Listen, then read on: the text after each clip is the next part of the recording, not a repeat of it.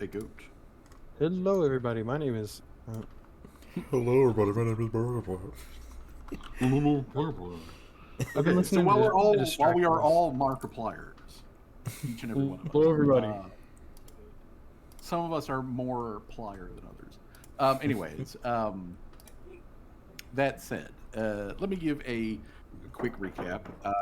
It has been, admittedly, a while since we last played due to various thingamabibs. But last session, when we did last play, the party was still on their way traveling through the Spike Road up north towards the border between the Sazion, the state of Sazion, the earldom of Sazion, which is part of the empire, and the border with the country to the north, which is Wargfur. And on their approach to like this area, they were like made aware of the fact that there's usually like some buildings and whatnot at the border that have kind of intermittent occupancy, but they've never been known to be like have soldiers or anything like that. There's no like armed conflict going on between the two countries. There's been some like political growliness going back and forth, but like other than that, though, not really open war or any sort of like conflict between the two. However, though, in the early part of the day, the party did find evidence of a large creature that had been, like off the trail in the woods and had moved away. And they also found some tracks that led up to like a little stream, and around that area is where they found this vaguely smooth, uncut red gemstone that looked like it was some form of garnet. As it turned out, this is actually the excrement of a creature known as a bobblebeast, which is not from this world. It is from the Earth world. Not Earth, but like dirt and rock, Earth world. But like they're basically like centaurs. Is the closest thing you can call them. Yeah. And this thing had apparently been out during the night, had just settled down, rested, and then left, and was never any sort of to the party. But it was, however, traveling roughly in the same direction that the party was going, and it also proved to be slippery enough to like make its way through the like snow and woods without really leaving good trail behind to really track it down. But eventually, the party did reach the actual border. The actual border has a couple of built-up earth mounds, which, if you are looking at on the map, you've got these like terraces here on the map, and each one of these is 20 feet tall. So up here at like the top crest of each one of these, this is like 60 feet above the actual like ground down here where Gloria and the like other and the zombie cyclopses are currently having boxing. So yeah, these things are like 60 feet tall, and Jesus. this marks the border. So like once you're on the northern part of this map past these things, you're actually in a whole other country. So this is the closest that the party has actually come to truly politically foreign territory. I guess technically Vault Chamomile also counted as that, but like It's still in the state, and it's just under it. Yeah, it's just kind of in the basement. But in this place, there is a building which was being used as an inn. It did have a single occupant, which was the innkeeper, which at the time appeared to be a very like slim and pretty dude in some kind of like flowy outfit or whatever. And he made a pot of soup to serve the party, like some food because it was cold and you guys have been traveling all day. And Tim, being like the nosy Nancy that he is, snuck back into the kitchen and noticed a cauldron that had not been used for the creation of the soup and just got immediately suspicious. So Quebec confronted the innkeeper about it. The innkeeper explained, very exasperated, that like he made a pot of soup, not a cauldron of soup. And realizing his faux pas, Tim said his sorries. But then I like can't believe I soup, fell for that. God. soup and drink was served for everybody. He wasn't lying. That wasn't a Yeah. lie, Tim. That was not a lie. But he did serve that, and you know, people tried to like hand him some cash, and he was like, don't worry about it. We'll figure that out later. Later being literally just a few minutes, when he came back in and was asking about payment, and when he did, everybody who had partaken of drink or soup or whatever had to make a saving throw, and if they failed the saving throw, then basically everyone was given the option to be like, hey, you're being compelled to give them something that you consider to be valuable. Whether it was actually a fair trade for just a cup of frickin' soup is irregardless. June and Sirhan failed the save, so they didn't realize that was weird. However, our resident mage, Swag, and Tim, realized that hold on, something is actually fucky with this. At which point Tim yeeted himself like through a wall, trying to go after the guy who, after he had like dumped stuff back in his room, and had stepped through a secret panel in the wall into the crawl space. And so Tim bursts in. There was so very quick little like back and forth between them, and then basically all hell broke loose. Yeah, you could say that. Could say that, yeah. Yeah, all hell pretty much just broke loose as fighting broke out. People realized that something was up. Callie, who was in this like other smaller building over here, originally getting Mr. Servos like set up with the door, had turned around to like see like the very start of this happening and being like, "What the fuck is going on over there?" And to like cancel door deployment and figure out what the fuck was going on. So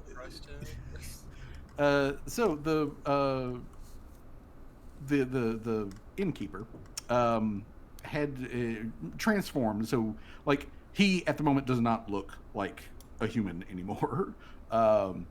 His like veil thing that he was wearing is now kind of like part of him, so he doesn't really have like an upper face. Like he's got a mouth, but not really like a nose or eyes or anything like that. Does it kind of look like a cobra hood, or is it? It is kind of like a cobra hood, yeah. Like it kind of like it still flows out like behind him, more like hair now than like a veil. But it is kind of like cobra-y in that sort of like sense, in that it's got it's more like a skin texture and moves like it has muscle and shit. Also, his one of his hands, the ends of his fingers have extended like think like what's her name, Lady Dimitrescu, or the Wolverine villain, Yeah. whatever her name is. Gigantomachia, actually. There we go. Kind of, sort of. Has just, they're not really claws. They're just like hard as nails, but they're extended on one hand. So one hand's like a big swipey claw. The other hand still looks mostly human-like, and whatnot. And the various like little like costume jewelry gems that he had as part of his like outfit have also just kind of like, they're now kind of embedded in him, since the outfit and him are basically the same thing at this point.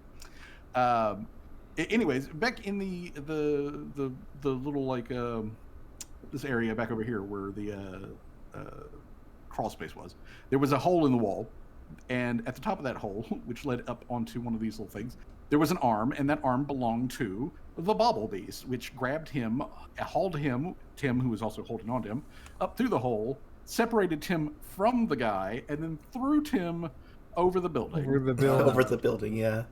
Over the building and down into the snow, at which point, out of the tree line from around the building came a couple giant-sized Cyclops zombies, which Gloria did like uppercut the jaw off of one of them. It did not seem bothered by this, and then she hit it with her Tetsubo like enough to like buckle a building, and all it did was fart. So yeah, these guys right here. Also, Golpo did unspoot himself out of the snow and then run as fast as his little tiny stub legs will take him around the corner over here. So that's why he's down on the map over here. Out of the fire pan into the fire. So, we are going to be picking up this, picking up here mid combat. At the start of the turn, we have Tim. Tim, before you do anything else, I need you to make a perception check as a reaction, please. Gotcha. I have pretty good perception. 25. I mean, I would also ask Laria to do this because she could also see this, but she's not currently in here. 25, that's good. Actually, Callie. Callie can do this because Callie's outside the building. Oh no! I mean, I got 3 chances to do it. Oh, look at that. That's good enough. Hey, that 30 right off the bat, that's good enough. Yeah. Dr. Shermers can't see shit. Yeah, Dr. Shermers is the only one not paying any attention to this. He's hiding in the pocket. Yeah. Okay, so Tim and Callie, and I'm gonna make checks here for the NPCs in just a moment. But Tim and Callie both see up, like in the sky above where you're going on at, which is partially cloudy. You see 2 banks of clouds, like beginning to like swirl in counter directions up above you. You don't feel a change in the breeze. I'll just go ahead and let you know that. But Tim, what are you gonna do? All right. So first things first, I'm gonna come down here using my movement. I can also move Brick to. Can he jump through a window? These are actually first before I do anything. These right here are windows, right?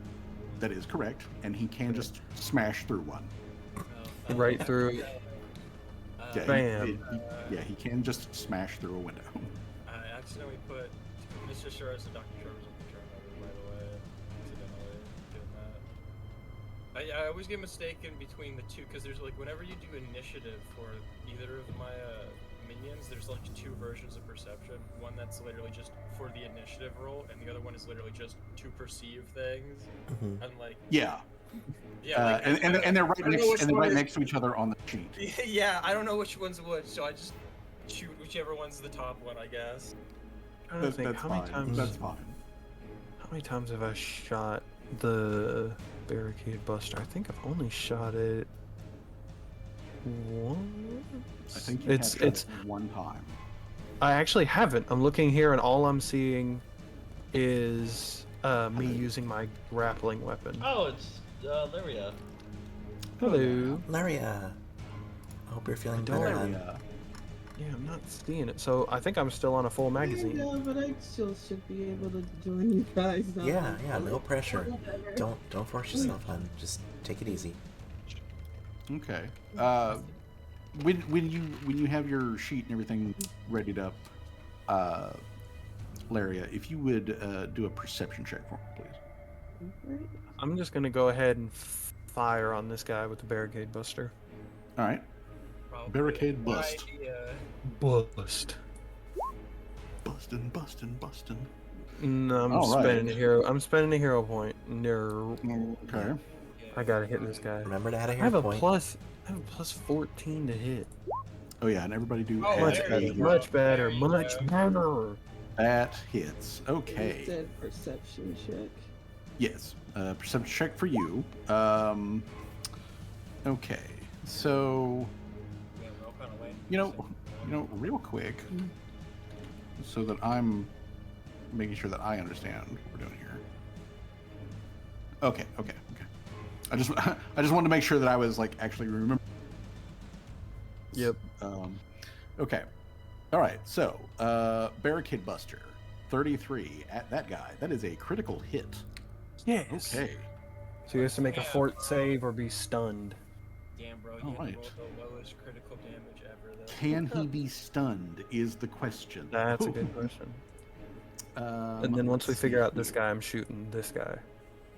He is not immune to the stunned condition, so he does have to make that fort save. He's- What is your class DC, Tim? It is. Where did I go? 22. 22. Okay. This guy is a big, tough zombie, so as you can imagine, their fort Fort's saves are probably pretty, pretty high. good. Mm-hmm. All right. Okay, so that's going to be a pass, so he's not stunned. Okay. And so he's then not I'm gonna stunned, but he will take the damage. Is that Now, the Barricade Buster, when it hits this guy, he also farts, but like from multiple holes. What As you the just- fuck? As you just hit him Easily. that hard and tear chunks out of this body. I can't absolute? see any of this going down, so I'd imagine she just hears like the sound of like the loudest gunfire ever, and then like a whoopee cushion sound. Yeah, yeah. 100%. There is a loud, echoing kaboom of the Barricade Buster going off, followed by this just tiny, thin, multiplied noise. Dang. Alright, I'm gonna hit this other Shrek man. Hit him with Okay. a second attack. Ooh. All right. Ooh. that hits. Boom. There you go. There Hmm. you go. That's what we're talking about. Him got through over that building and was like, alright, fine. Gotta lock in. Screw this. All right. So That's my wife! Tim makes a movement, turns, shoots that guy, and then turns and shoots that guy.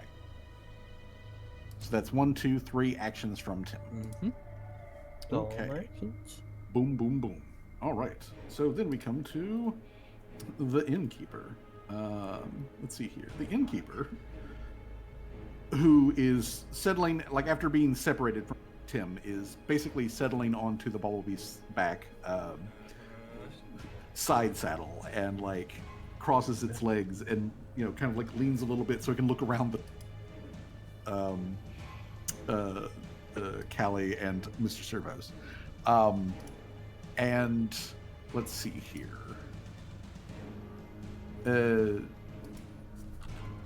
Would you look at Mr. Servos's sheet and let me know, is Mr. Servos, does it say that Mr. Servos is immune to the frightened condition?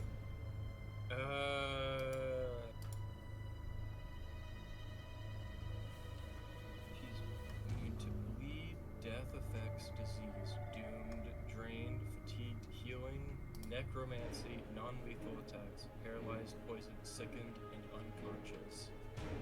Okay, so he can be frightened then. Hmm. Interesting. Is he even smart enough to be frightened though? Well, let me make sure that this ability Because otherwise doesn't he's got say like that. negative intelligence. Well, then yeah, he can be scared. It might not be why he's scared, but he's scared. Okay, so Mr. Servos, make me a saving throw. It needs to be a will save, and the DC that you're aiming for is 25. All right, pass. There we go. That means he is not frightened. His servos lock in. He's like, must protect the queen. Well, that didn't work. So, the innkeeper, with his non-claw hand, like you see him, you see him tilt the hand like up, so palm is kind of like upwards, and you can see that there is a gem that is embedded in his palm, and he points that at Callie, and now Callie has to make the save DC 25. No! Oh. Will DC. Yes, please. Ooh, meat beats. Ooh, The right on mayor. Right on there, the on book. it. Primary Okay. objective still attained. She just looks Okay. at him and is like, what the hell was that supposed to do? This weird creepy man's got a gem on his hand. It was supposed to, it was supposed to do this. Make another save. As it tries again. Oh no! Will, It tries again. no. We'll save. Ah. Oh my god! Oh, Callie Callie is like, walks what are you in. doing? Like What are you like he even turns doing? his hand over. He turns his hand over. Look at his. Taps his finger on the gem. Like, is this thing on? Callie looks at him and gives him Ellie like almost got a crit on that. Callie squints at him and is like, bro, what are you doing? Apparently, What you messing not, around for? Apparently, not good enough is what I'm doing. June. Well, June sees the action going on outside, and she's going to go help. She still has her dagger equipped from when she picked it up from the table, the bed last session. This window is smashed. By the way. Great. Well, June's not going to try to cut up her legs. She needs those. She's going to go ahead and just squeeze past Seamus here. Get 10. Okay. Let's see.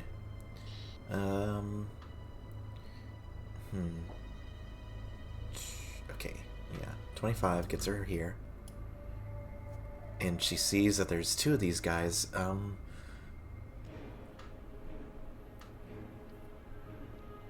Well, she's gonna go and help Gloria.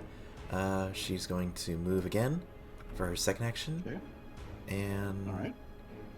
let's see, 20. It really matters too much. Sure, here, why not? So she'll move that, and then she will strike at the thing's blubber with her dagger. All right. Get shivved, fool. Get 24. shivved Indeed. 24. Oh, that hits. All right. So, and now it has to make its saving throw. What is the DC on that one again? Let me check. So this is dim light. We're in dim light. Yes, it is currently dim light. All right. Then Also, now that you're outside, when you get the opportunity, please make a check. perception check. Okay.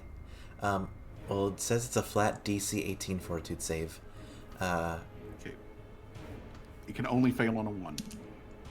It does not roll a 1. Okay. And then perception check. You said. Yes, please.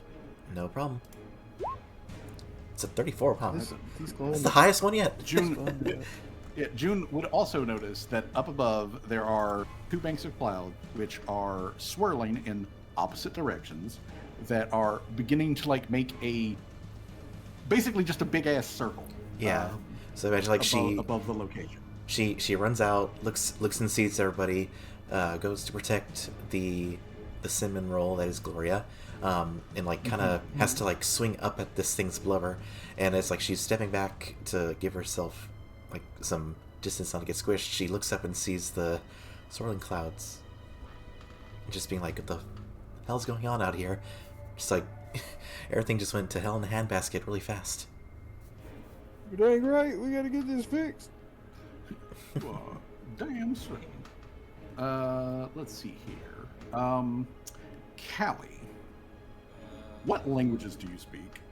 Oh no. I speak Aklo, Aquan, Common, Dwarven, Elven, Rasu, Undercommon, Draconian, Orcish, and Skish.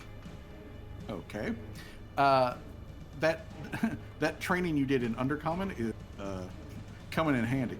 As the Bobble Beast turns its like broad head to like look at the innkeeper that's riding on it, and it speaks in Undercommon, and it says, "The beasts are active. We need to do something about that." To which the innkeeper, who is still like furiously tapping on his like the gem that's embedded in his palm, is, "Okay, yeah, we will do something about that indeed. Can you handle this?" And like so it turns and looks back at Callie and the collected, collected stuff, and it is very gently going to grab Mr. Servos. What is Mr. Servos's athletics DC? Athletics DC, that's the number plus 10, right? Yes, It's a 22. 22. Okay. It gently grabs Mr. Servos like Borger, and then drops Mr. Servos, Callie, and whatnot back down the hole, back into the inn. This is a 20-foot drop. So, Callie, you can either have Mr. Servos attempt to reduce the amount of fall damage, or Callie can do it. One of them has to though make the check. This is an acrobatics check, so whoever's got the best acrobatics. Callie has the worst acrobatics and Mr. All right, the DC that you are shooting for is a DC 18. Well, Got it. fucking sucks. All right then. So I'm gonna put you guys back down here in there. So that is that moves out to there. Mr. Servos is going to take some fall damage. Mr. Servos takes. Let's see here. Mr. Servos failed the check, so it is 10 fall damage, 10 bludgeoning fall damage. Alright. Just Mr. Servos, or? Yes, just Mr. Servos. Okay. What did Okay, they so mean that's by what did they say again, by the way? It was like something about the beasts. The beasts are loose. I the, assume be- they're the referring- beasts. The beasts are active. are We active. need to do something about that. I assume they could be referring to these giants. It is then going to, let's see here.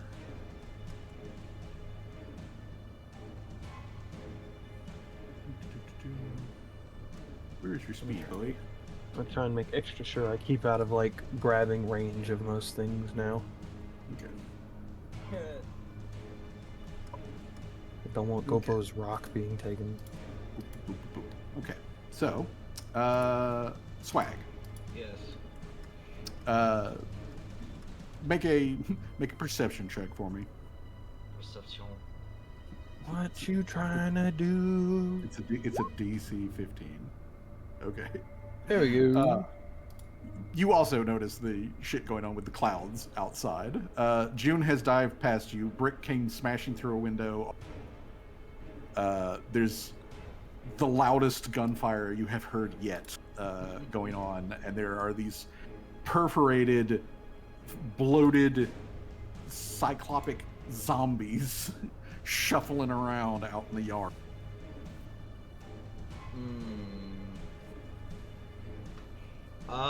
Would me checking out the weird swirling clouds, would that fall under a Arcana, Occult, or Nature check?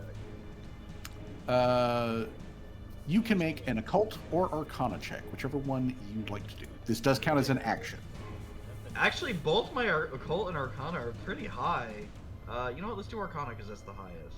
Let's go. Okay. All right then. Let's get it.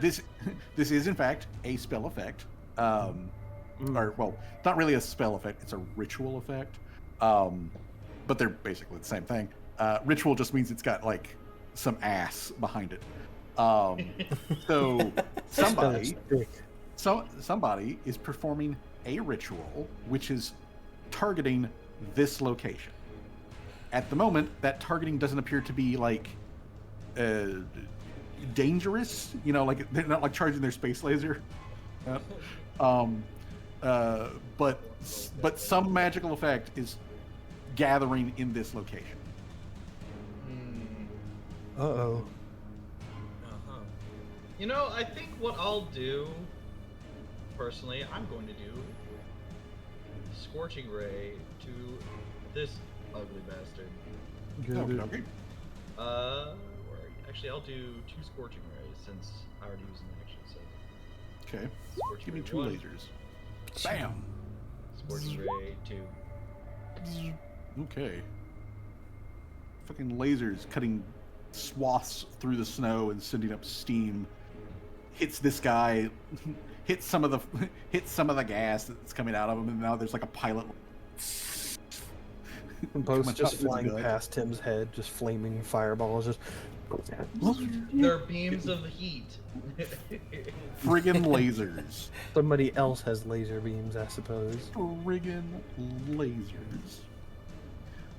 But it is now actually one of their turns. No, Oh boy, indeed. So not this- oh boy.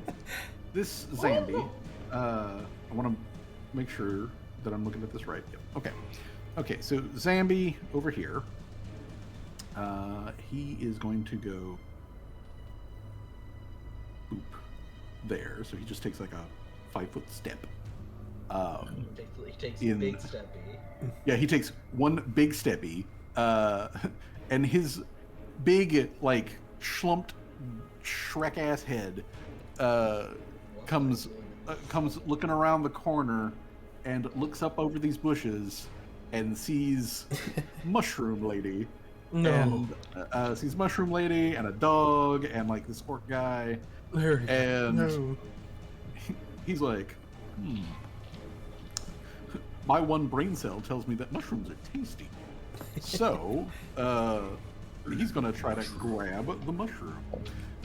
Laria, if you would look on your sheet, look at acrobatics and tell me what your acrobatics, or excuse me, athletics, not acrobatics. Athletics. What is your athletics DC? Oh god, it's very low.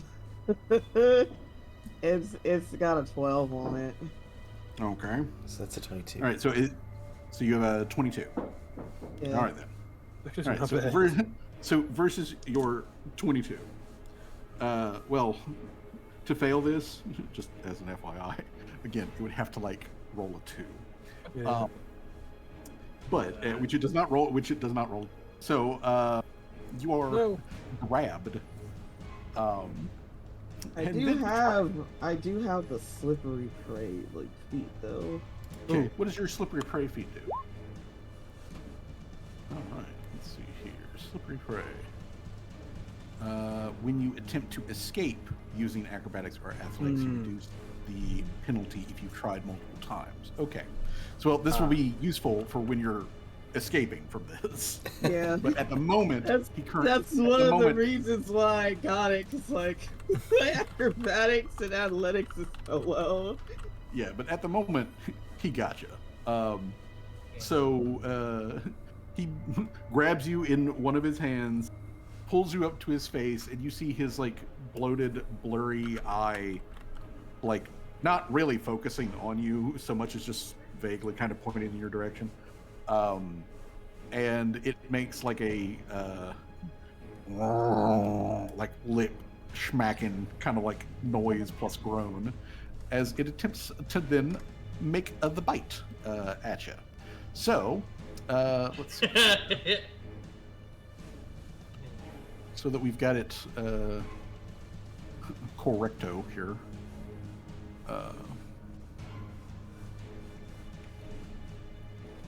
On, if you guys hear me eating, my mom just brought me cherry pie. Ooh. I really wish you had brought enough to share. I wish I did too. Love me some fucking cherry pie. I- It is straight buzzing. Okay. Anyway, so this thing is now going to make its chompy at you. So, Laria, what is your AC?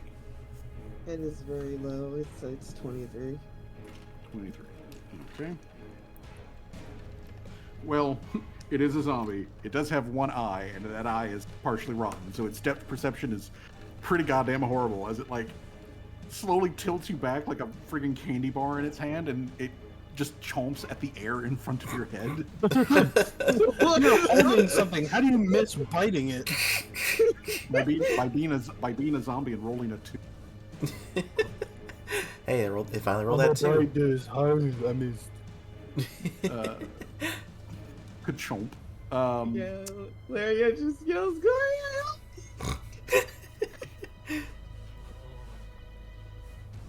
She will help.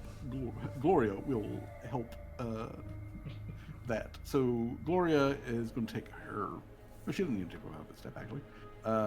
We'll save that action. She will instead. She will contest the grapple for you. Oh, let's go. All right, Gloria. Gloria is going to make her athletics versus this guy's DC. Let me make sure I've got DC correct. Roll for Gloria. Let's go. Hey. Hey. Guess what? You're being held by a different giant. I like to imagine. I like to imagine that the zombies like gnawing the air where she was. Yeah, it's just like gnawing the air, like, or it's like grabs grabs the mushroom, yanks it out of its like she breaks one of its fingers to loosen the grip, pulls pulls Laria out, puts Laria like on her shoulder, gives her a little pat on the mushroom cap, and then she's going to use her next action to beat this thing with her Tetsubo. So let's see here. I do not think you were going to say Tetsubo. Tetsubo swing. Oh damn. Kaboom. That Good. And that's not even max. That's whoa. It's 2d12. Jesus. Yeah. She can It destroy a is. building. She can destroy buildings. But yeah, Right. she uses an action to reach over and take Laria out of that thing's grasp. Then she uses an action to swack it with Tetsubo. I'm going to say that she's just going to go to get it on the backswing, or at least try, anyways. Get it. Go, Gloria. Look at that damage, though. That critical. Damn. Yeah, that crit is insane. If Gloria had missed and accidentally crit on Tim, Tim would be dead right now. Just full on hearts. Just. But yeah, Gloria takes a back swing at it, and the fucking zombie that is now reacting to the fact that Larry has been taken away from it is like turns just so that she misses a little bit. But that's 3 actions for Gloria, which means we're down to Larry. Alright. I feel like when Gloria swings, it has like a gravitational pull or something like that. It causes a vacuum. Oh, the fucking like pressure wave from the swing is you'd feel it. Like a Like you get a semi-truck passing, breeze. just- Yeah. Imagine like the powder, like just swinging in the air. Mm-hmm.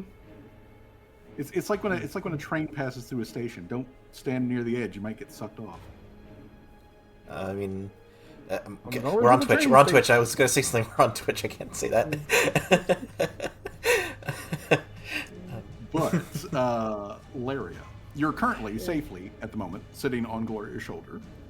Yeah, I don't know if this thing is immune to like cold damage, but Well, you're going to find out. Well, because Yeah. a 24 hits it.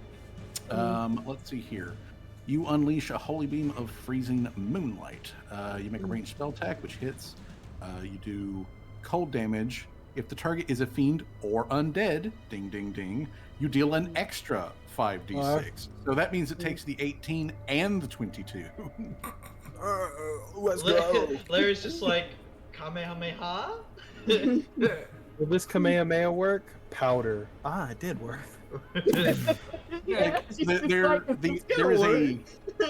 Okay, so there is a space laser that shoots down. It's on your side. And yeah, it just, you carve off half of this zombie's entire head. damn. Just And what is gone. and what is left of its face, you know, like the frozen, freeze burned like leftovers, it turns a little bit more to like angle itself towards you of like, "Arr, you did this. You did it. Dang right, I'm gonna do it again. All right, so that's 2 actions I from actually Valeria. could do it again. Oh god. You should. Oh no, she can't. It's a 2 action. Never mind. Yeah, it's 2 actions for that. I can, but Your next turn. no, she's got a number 2, but for some reason my thing's acting weird. I don't know what happened. Well, it can't have a number 2, so ignore that for right now. Oh, the yeah. number 2. That's like if you if you attacked and then you did this as like the second attack. Oh yeah, Yeah. yeah. Then yeah, that would make sense for that. But this does take up 2 your actions. You still do have 1 action left over. What do you want to do with that action?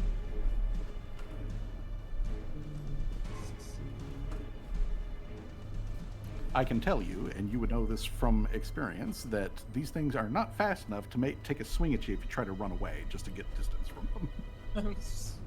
Yeah, get behind Tim. I'm gonna blast these dudes to pieces. Bruh, I can't see any of this going down. I just want everyone to be clear. I got thrown down a fucking ladder, and everybody was gone when I got down to the bottom. Oh no.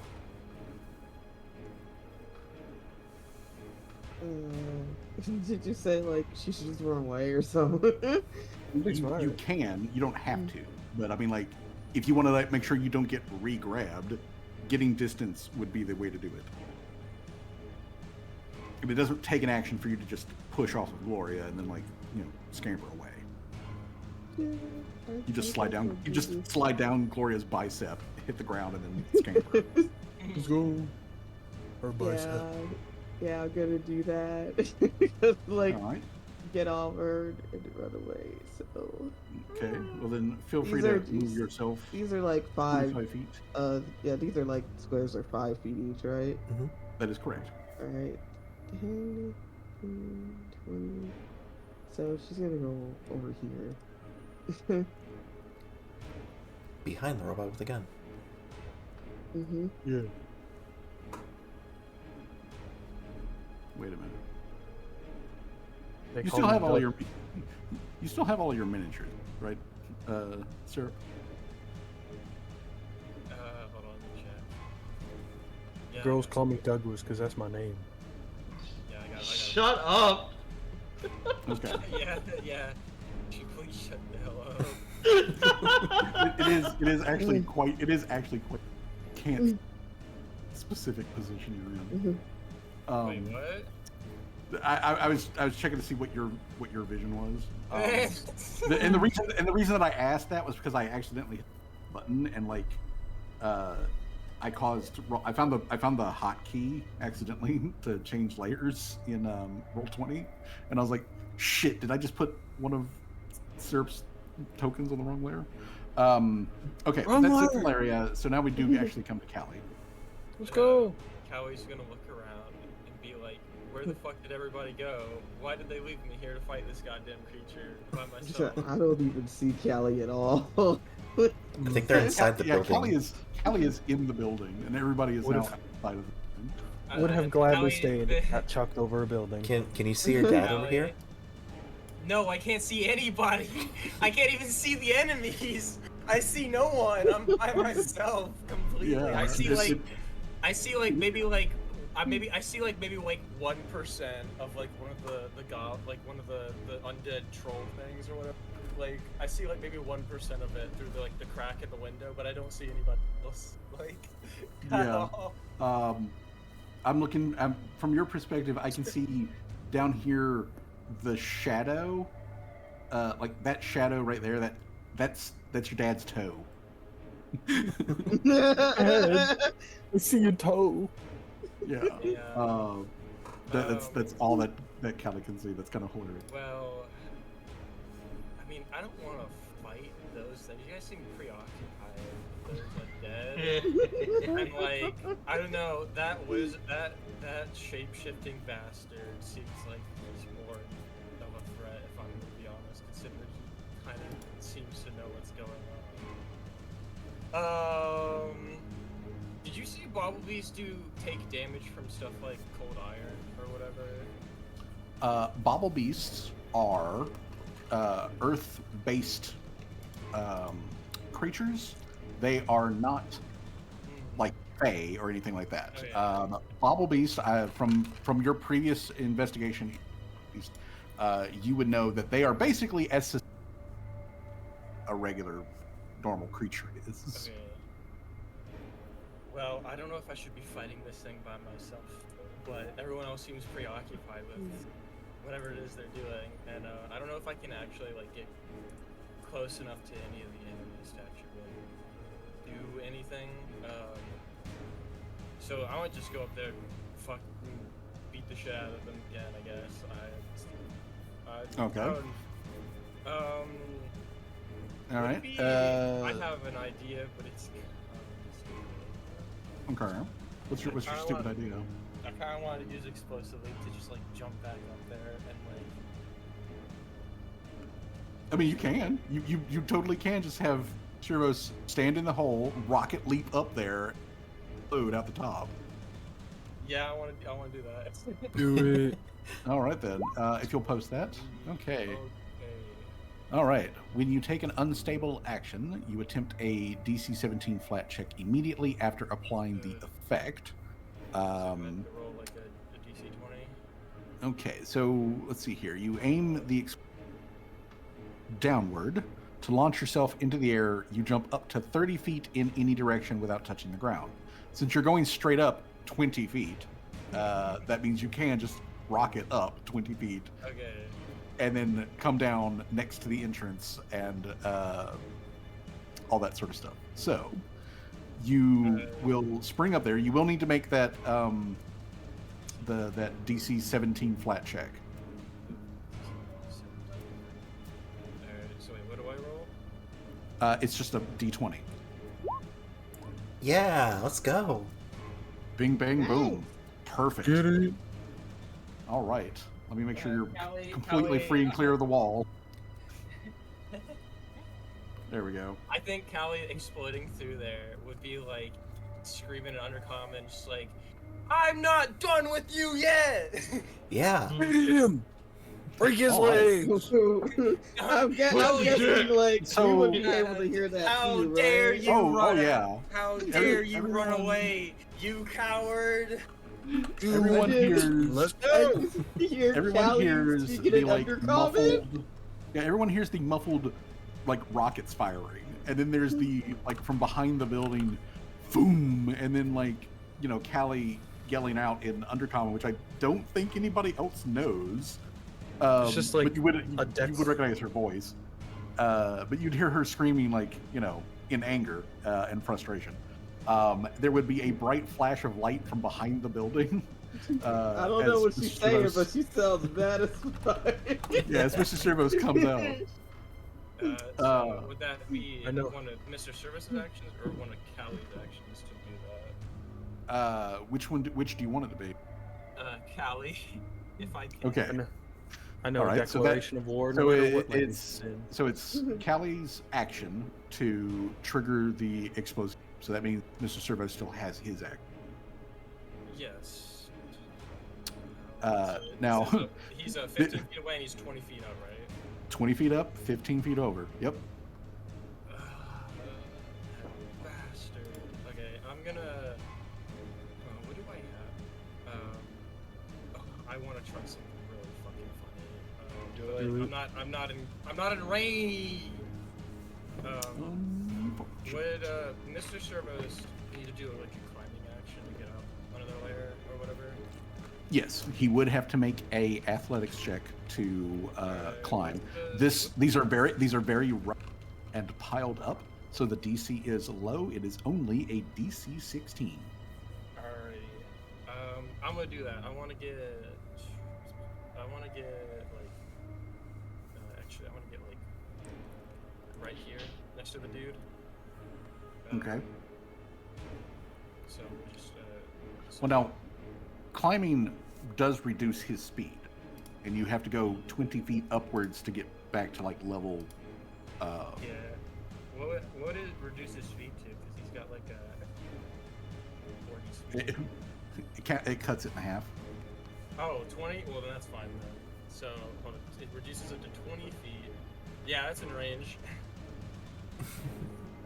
All right. So Callie pulls a fucking anime and just like rides Mr. Servo's Do I need up to this do angled wall. Do I need to do the athletics check? Yes, you'll have to make an athletics check for Mr. Servo's. Let's go. Where was There that we- 29 when he Nice. threw me down the hole? All right. I'm gonna So get that- right up against him, and then Callie's going to. What would be more destructive?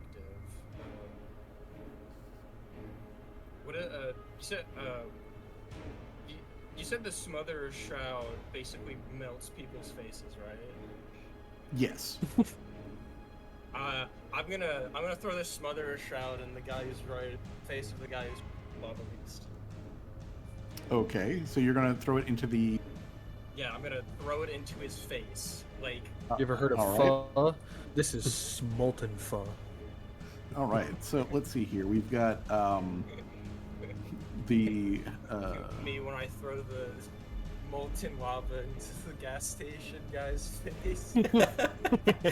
What What a what was throw. the count? The shroud is called. Smother shroud, I think. It's level Smotherer. 7. Level 7. Measure tower shroud. Smother shroud. Here we go. I wish you could All stream right. VR on Twitch. Okay, so. Da-da-da-da-da-da-da-da-da-da. Okay. Batman. Now this does to use it does require you That actually to feature? cause injury. As this Okay. the smother shroud is an Okay, injury poison, so then- you do have to cause an Okay. injury and apply the poison at the same time. Alright, well then I'm gonna have I'm gonna give an action to Mr. Servos to then stab that guy, and then I'll throw this smother shroud at him. Okay.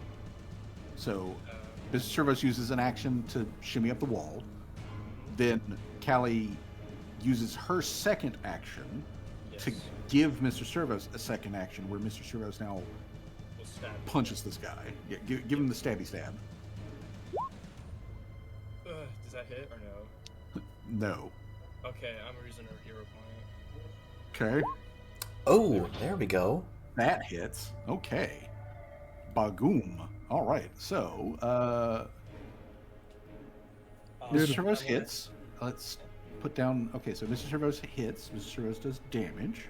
So there's the injury. So now I'm gonna Callie throw it uses at him. action to hit him with the shroud. The shroud, yes. Okay. All right. Da, da, da, da, da, da, da, da, da. Okay.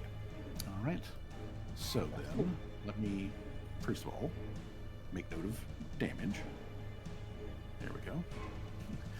He does yell out "ah" as he gets like shanked by a robot.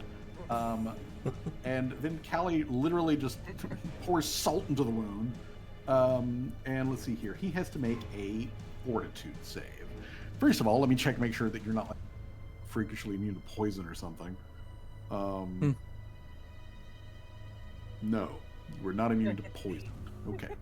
Just want to make sure on that. All right. Let's see here. So, Smother Shroud has a maximum duration of 10 rounds, and Oh my stage god! in stage 1. My goodness. Stage 1 is 2d4 poison damage and become dazzled, depending on saving throw. So first of all, he's got to make that save. So go, Mr. Magic Man, make your saving throw. This is your lowest saving throw bonus that you have. Yes. Come on.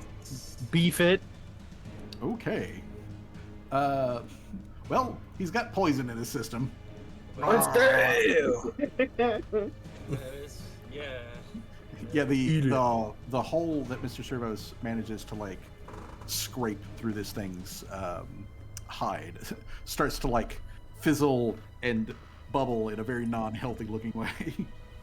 Yeah, that's what he gets. Motherfucker shouldn't have thrown me and try and end this fight in a couple seconds. And then Shouldn't have dropped me in a hole. Callie's gonna be like, Dr. Trevor's, do the thing, and then Dr. Explosion dust in the face of the bobble beast. He does the thing. All right, The does left- implosion dust? It's the level 6 lesser implosion dust. Damn, Callie's got like a whole army. Yeah. Mm-hmm. Yeah. Uh, I was thinking, like, I remembered that I had the a few sessions ago. Back it's when we were doing the lesser one. Yeah, the lesser one. The level Okay. level All right. 6. Yeah, I remembered that, like, we got those items from the mine when I picked them up, and I was like, oh damn, that would have been really helpful in any fight that we could have had up. Because, like, I remembered we had those when we got them in the mine. I was like, oh, we could have used that to fight the big cola lady. But then I was like, okay, well, actually, no, it's coming in useful here now. So, like, I'm kind of happy I saved them. Yeah. Okay, let's see.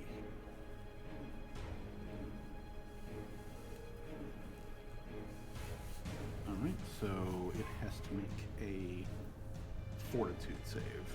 Now, unlike the Magic Man, the Bobble Beast's fort save is pretty decent. So let's see here. Versus the Lesser Dust. Okay. Well, you sprinkle silica dust on this thing's ass, and it just looks at you like, the fuck? Huh? Child? My cheeks. Damn. So it's immune to implosion dust? No, it made the save. Oh. Okay, damn, alright. Yeah. Unfortunately, it made the save, so it does not shrink. Damn it. Okay, okay. I should have had him throw it at the guy. It would have been really funny. Well, I mean, That would have been funny. yeah, it's That straight up would have been funny, haha. Okay, probably would have killed his so, ass too, honestly. As he was all right, so, shrinking. okay, so, Okay, there was one action from Callie to explode back out through the hole. One action for Mr. Service to climb up the wall.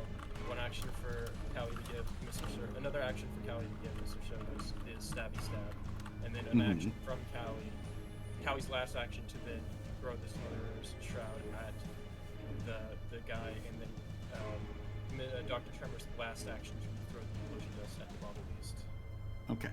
All right, so then that's everything in Team Cali. Okay, so then we come down to Sirhan, who last thing he had done previous session is that he had gathered up stone and dirt and whatnot up around his fist in that way that he can do, which makes his unarmed attacks lethal.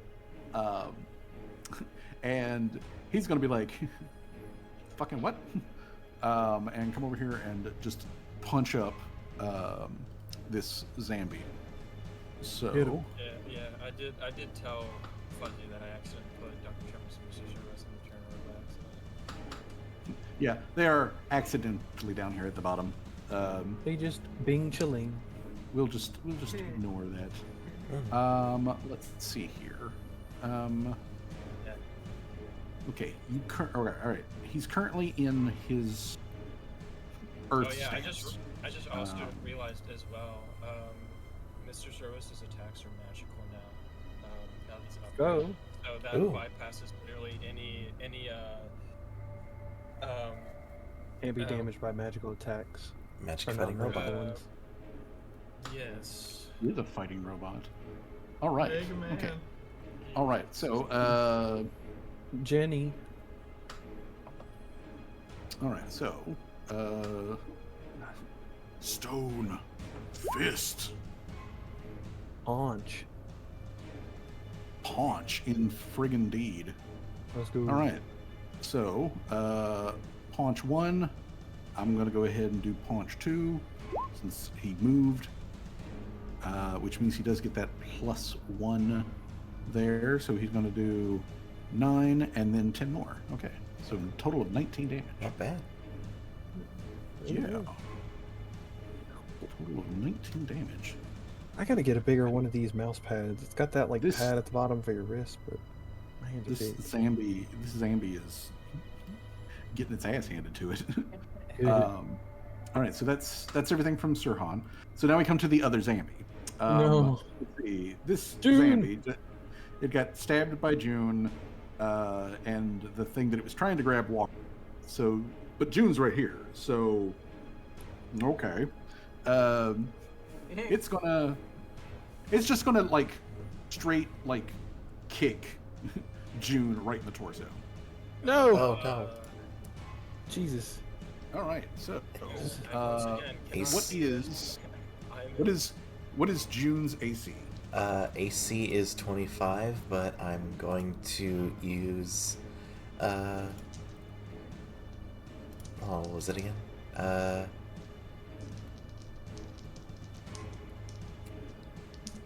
Not that. Oh, it was yeah.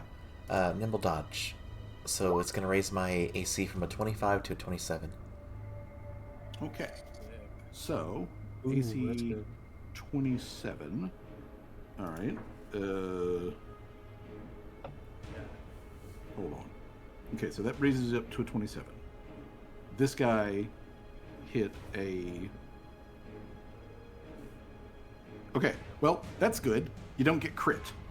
Yeah, that's exactly what I was hoping for. Yeah, Woof.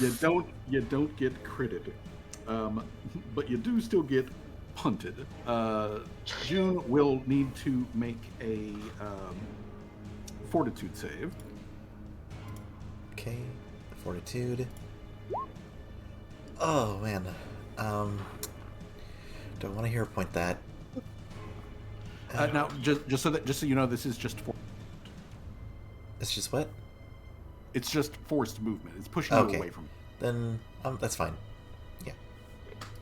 Okay, I'll leave so then June does fail the save, which means, but doesn't critically fail.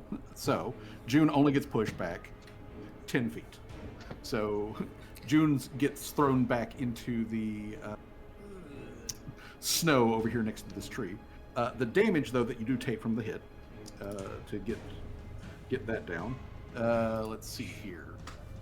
Zombie kicks June for, let's see, 9, 18, I do like that you guys are having, like, you guys 25. Oh my points of god! damage.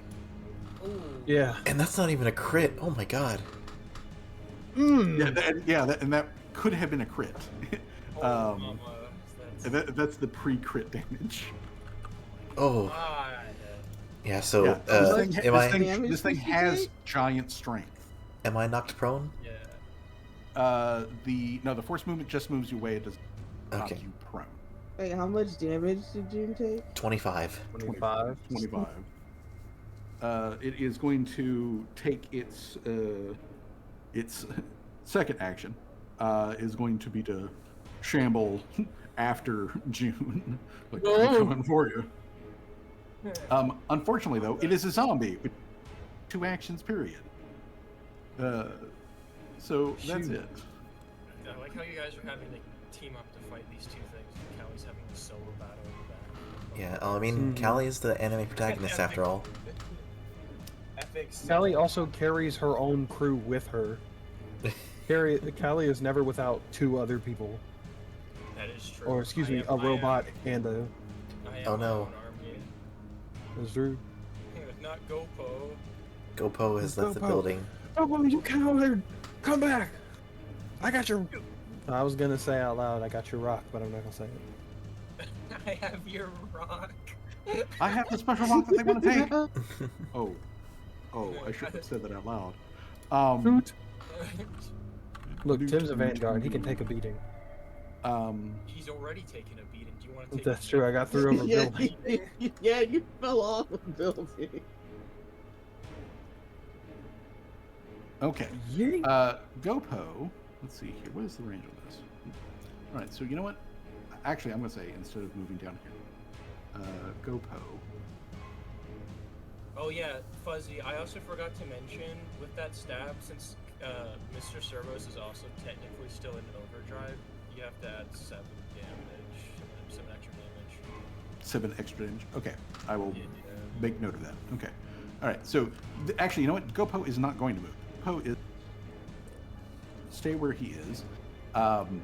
But Gopo scoops up a little bit of snow in one of his little semi-dirt, semi-bone hands. Laria is close enough to hear some whispered Jotun Creole, and then it throws the snowball at the Zambi, and the Zambi has to make a saving throw. 8th level fireball. Just whoa, I mean, Gopo. you wish. It has to make a will save versus Gopo's spell DC, which is embarrassing. Okay, so this thing has to make a will save. The thing that barely has a brain has to make a Zombies will don't save. seem to have a good will. It would have been really funny if you put like Well, 40 that's- implosion on it, and it's just Well, like, that's a critical failure. Oh, Oh! Damn. Let's go! Okay, so that Nice. means Gopo for the win. yeah, I didn't know he was chill okay, like that. so Gopo for the win, maybe? okay, yeah, the GoPro throws a snowball. Gopo, At the Zombo. GoPro. Okay, so he throws the snowball, and the thing has to make a saving throw. It crit failed, and that means that the target It attempts. dies. Okay, all right. Well, fuck that guy specifically. I'm going to give him the skull marker. Oh god. That. Helldivers? That's what he do. Tim, Okay. a snowball just came flying from around the corner and like plopped this thing like right in the titty. It seems I was gonna unimpressed say, by like, that, but like Larry just peeks around the corner and just gives Gopo a thumbs up. Let's get it! So, first things first, Tim is going to scoot back here using his movement, and is going to have Brick use. Oh god, I closed it. Where did it go? Please come back to me. By the way, I'm going to have Brick use this ability. So I'm going to have him run towards him using his movement, and then go to just like tackle him. okay. Put it in the same square. All right. I'll just put So it next to it, right here. yeah, so just put it. Okay, yeah, he's got because he's got to be on top of him.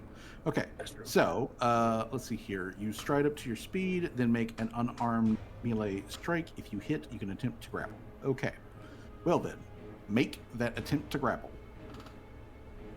make a melee bite with Brick. Chompy chomp. 17 is not going to hit. Oh damn. I. Dang it. Okay. Snarl. Gerskernarl. Okay, so action move, action bite. I guess Tim will just shoot this one in front of Jim. All right then, shoot that one. What do you shoot? Stay at away it? from my friends. Pulls out a gun and is like, "Well, I The tried." barricade buster again, and crits again. Oh, Let's Oh my damn. gosh. Oh my god. Kaboom in friggin' deed. Like this thing is just like pieces of these zombies are just flying all over the damn place. And they're Yeah, not first- dying. Whoa. Yeah. Remember how I told you it could only fail that on a 1? Well, guess what? Oh, the one. It's stunned. Yes. Oh, I'm gonna give it now. Now it's got the little wiggly on there, and GoPo's thing because it crit failed GoPo's continues to act. Okay, So, which, by the way, GoPo's thing just makes it, basically gives it disadvantage on the. Everything? Nice. Sick. So, Tim move, Tim, Brick bite, Tim boom. So that's 3 from Tim. Okay. I think So- that's what? 2 shots? 3 shots? Let me go back. You're good. Keep going. I'm just looking. Yes, you have shot 3 times. 3 times. Okay. Um, Each magazine okay. holds 8, so I just have to keep track of that. Yeah, you do need to keep track of that. Okay, so you think you're sassy, you think you're fly. Fuck off, little girl. Let's see here. Yeet. The ground underneath Mr. turns glassy and smooth. No. So, let's see here. I need Mr. Servos to either... I give Mr. Servos the option. He can either make a reflex save or an acrobatics check. Both DC 25. Have, both have the same modifier, so I'll do. All right, well, whichever one you want. Oh, Oh my man. god. Okay. just like Coach Callie says, "Fuck off, bro." it's like Okay. embeds itself into the glassy thing. Just like Bite doof, my, doof. bite my robot's my ass. my shiny metal ass. Yeah. You know that? real. Yeah. Okay then. Yeah. Mr. Servos just stamps his feet out wide, bracing best he That's can. exactly what I pictured. Mr. Thurl just wide stand. Taps at Jim in hand. Okay, is it working now? And then point at Nope. Mr. Servos. That's Make a will good. save. No. You better. No, you it's might the as well law. stop, brother. You're wasting it. Bruh. Man, why this man got paired up with like the most stubborn girl and robot like ever. Just like throwing shit at you left and right. And Nope. Nah. I say no. Kelly June. is indeed the shit. Hell No one has dissuaded her yet that she's not the main character. Okay then, June. All right. Sorry. I was just laughing at like this like evil like wizard guy just like getting frustrated at Callie. She's All right. extremely angry about it. All right. To back to what I had planned. I'm going to use another feat, and that is going to be underhanded assault. It's going to be 2 actions. I'm going to stealth, and even if the foe can see me, I move, and because I have the nimble crawl, I can move my full thing. Not that it matters. But I'm gonna make a stealth check, and then I'm gonna make a melee attack. Okay. Well, so I guess do stealth first. Boop. Uh-huh. It's a 27. Does that? That is... You take a -2 penalty to stealth checks. So it's gonna be a 25. Yeah, that beats it. Okay. So Let's go. so then move. I'm gonna move to here. So I'm gonna be in what do you call it? With Blank. Gloria, the where it's Mm-hmm. Yeah. Yeah, flank. yeah, flanking. Yeah, Oh, okay. uh, Yeah. Sorry, I didn't hear. Yeah, I mean, it is still called flanking. Yeah. And I am that does catch this guy off guard. Yeah. And I am specifically going to try and cut the tendon of its back leg or something, Mm-hmm. Okay. Still gonna be with the dagger. Okay. All right. That That is not only a hit, but that's also a Nice. Critical hit. Let's Uh, go. So I do sneak attack Hey. twice. yes. So boop and boop. All right. Okay. So we've got 10, then followed by another 8, followed by another 15. Okay, my guy. Let's see here. All right, you, sir. Let's get your hit points in a tizzy. My God, this is just a fast spiral. I was a little concerned because these guys are basically just walking hit points. You know what? I'm not concerned anymore.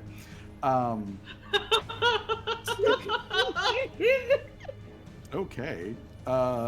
Yeah. And now he has to make a saving throw versus the dagger's effect.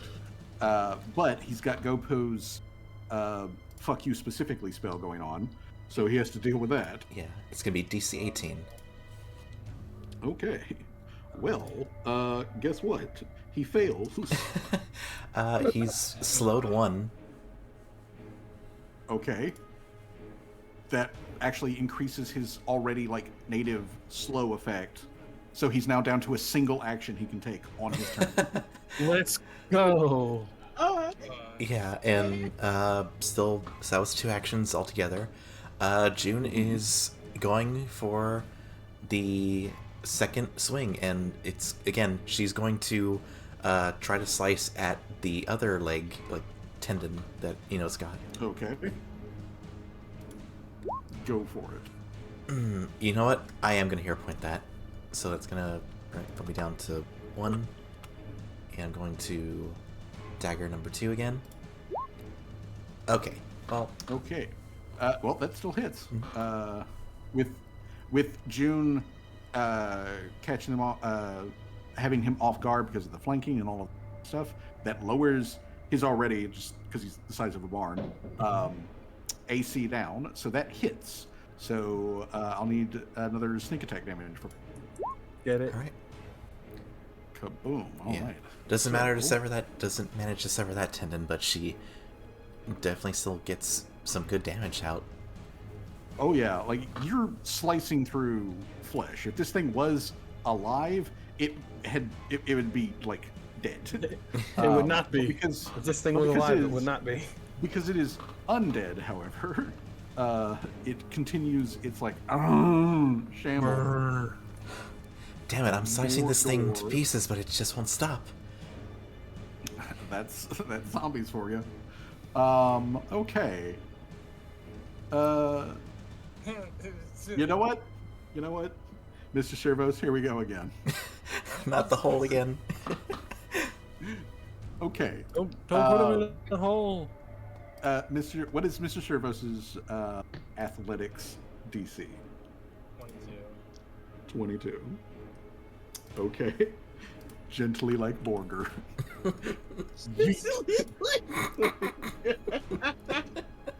Okay. It proceeds to yeet.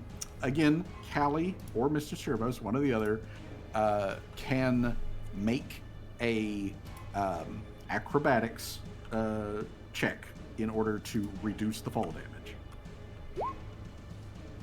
Okay, that is actually going to be enough. Okay, so just like Tim, basically 18 seconds ago, just like Tim did, up and over the building comes Callie, Mr. Servos, and No. everybody. Mr. Servos manages to catch the peak of the roof and slow the tumble and comes crashing down over here. Mr. Servos is Oh, hey, Callie. Mr. Servos is prone, and Mr. Servos does take the fall damage, but because of the reduced, Mr. Servos only takes 20 points of damage. 20? Holy fuck, he would have died if he took the full fucking damage. Jeez. And I'm gonna put the boot on him. Tim because he watches is- Callie get flung over and land thanks to Mr. Callie- Servos. He looks over and Callie goes like, lands, and he's like, yeah, Hey. guys. Yeah, more graceful than me, I guess. I'm fighting a wizard and a bobble beast. You know, like Yeah, I'm we're up over here, guys. yeah, we got these two. These bad boys are kind of hard to go down, but I'll see what I can do. I was gonna say, how much damage have I done in total? I think I'm at least at 60.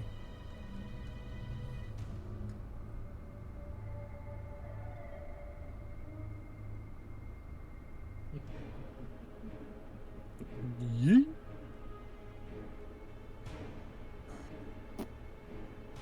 Okay, so some of you may have been able to see the Bobblebeast with the transformed innkeeper on its back come galloping down one of these things, leap the gap completely from one to the other, and come thudding down onto the first tier of this other mound. Great. Oh my god, that's actually the first time June's seeing that. Like, Yeah. Yeah, I was fighting that for like 3 rounds. The Bobble Beast, just for a quick breakdown here, the Bobble Beast is a tauric creature in that it has 6 limbs, 4 of which are used for locomotion and 2 of which are manipulators. They do have very human-like hands, just in like general shape. Like they've got like 5 digits and that sort of. Excuse me, they've got 6 digits, and they have 6 toes on their paws, but they look kind of like up close, you would honestly think that they look sort of like iguanas. Like they're weirdly kind of lizardy. This one is wearing clothing, and it is also clearly female. But it comes and lands over there with innkeeper, who's got like its one. Since obviously that hand isn't working for. As it goes flying across. Bullshit. Swag. Mm-hmm. It's now raining Cali. My child. Yeah. And I'm pretty How's sure this guy you- faring? You think? After what June's done to him, it's only the necromancy that is keeping it standing. I'm gonna do 3 magic missiles at him. All right, give me magic missile number Voon. Uno.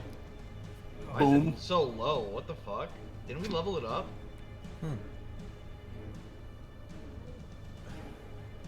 It's a Yeah, we well, leveled this it is, up, didn't we? this is a leveled spell. It does the same damage all the time. It's Oh, cantrips duh, that, that's that right. go up No, I'm thinking of automatically. cantrips. That's right. Ah, fuck it. I said 3, so there we go. Well, this thing gets sliced in the back. Its legs are like June can see bone on the inside of this thing from her position, and then suddenly it just gets hit in the head and chest by multiple magical projectiles from the in area, and sends it tumbling back and down to slump over this stump in a dead heap. Yeah. Damn, I literally threw gusts of air at it and it died. Sneezed on it. However, the other one is still up. Great. Great. I say it like that because Well. Brick is right there. What's Brick's athletics DC? Oh, his is 26. This is the first time I've seen these fucking creatures full on. They're so ugly. Yeah. They're This disgusting. is what we've been dealing with. Okay. Hey, the Gross. bobble It- beast is any It That's true. Yeah. Bobbles grabs, is the it grabs Brick, Brick. No.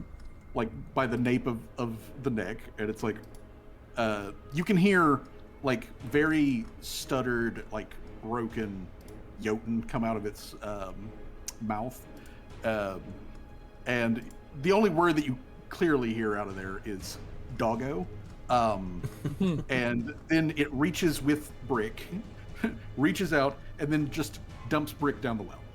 Oh no. Damn. Callie fell down the well. Or no, not Callie. What was the dog's name? It's a reverse Lassie. We're having a reverse Oh, Lassie. Lassie fell down the well. So yeah, it just dunks Brick down the well. Brick will need to make a acrobatics check in order to attempt to catch the ledge.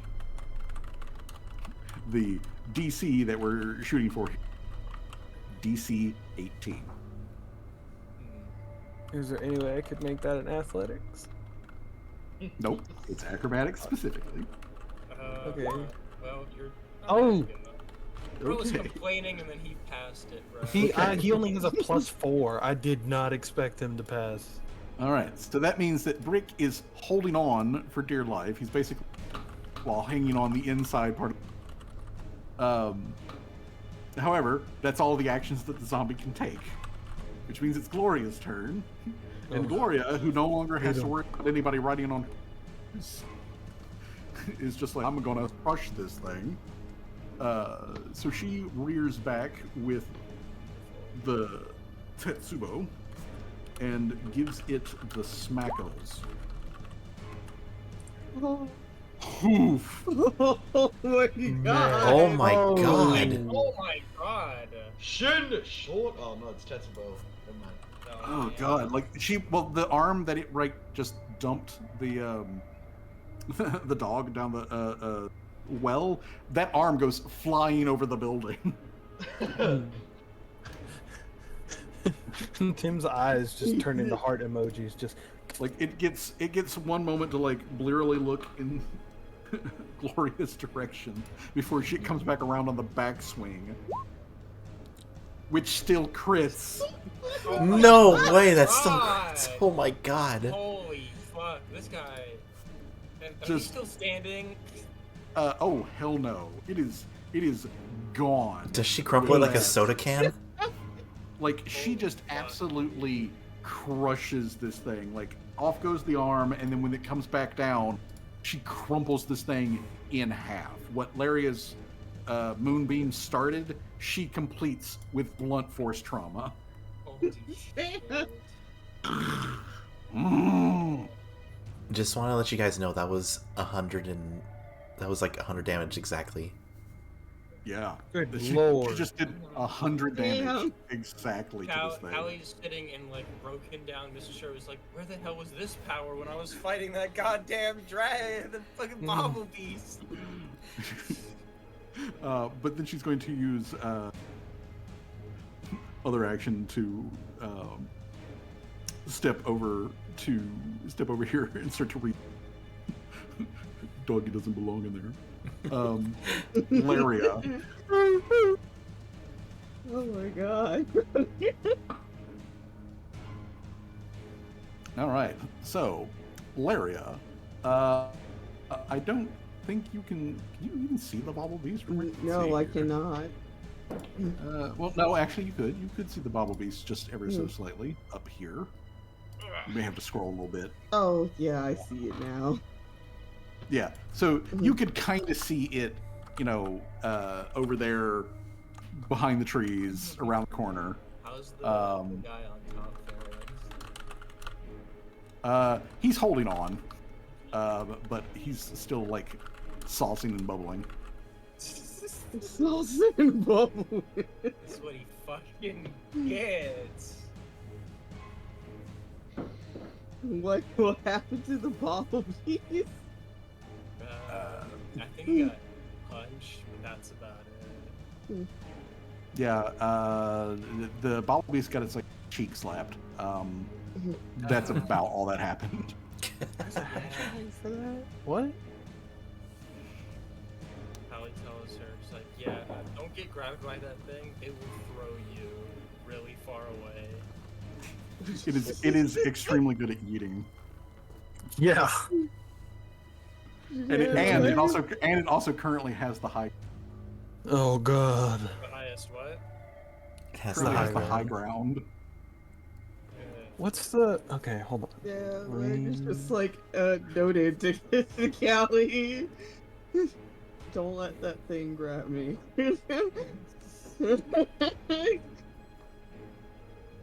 Yeah, I don't think there's really anything she could do. So, You might want to maybe start healing people, maybe. you said what? Healing. Maybe like heal Tim, maybe. Tim, do you Yeah. need healing? Because she's got the battle medicine feat, but she was can gonna only say use it once on well, during I think it says 24 hours. I can only use it once on someone. Yeah. I have 50 hit points. I could do for some healing if I'm about to get back into it with this bauble beast. All right then. So Alright. yeah, Laria's gonna take out Battle her, meds. her battle. Yeah, I have this. So I can only use it on Tim once. I think Okay. per day. Yeah. And Tim becomes immune to it. mhm. All right, Become so you'll immune to need to healing. make a medicine check, same as treat wounds. Actually, I'll be right Mhm. back.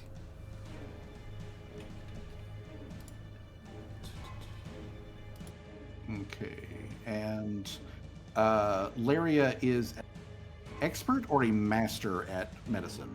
Master. Master. Okay. Mhm. All right. Then please. Let's see here. Medicine. Okay, that is good enough. So that means that Tim is going to get back the.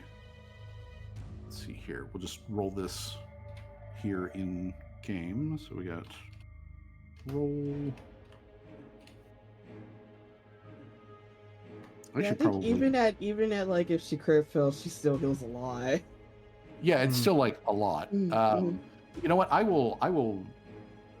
Sometime between now and like next game, I will try to add this onto your sheet so it's just a thing you can click on.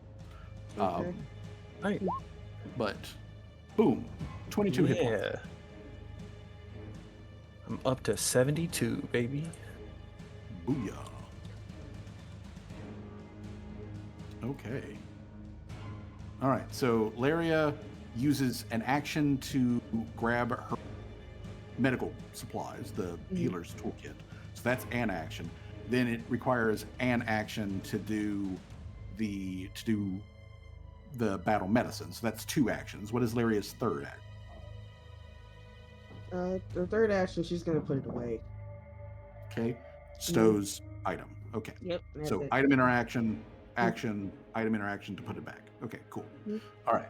So then there's all of Laria. Callie. Let's Well, go. I'm gonna stand up first, so I'm not prone anymore. I'm gonna have Mr. Soro stand up real quick. Okay.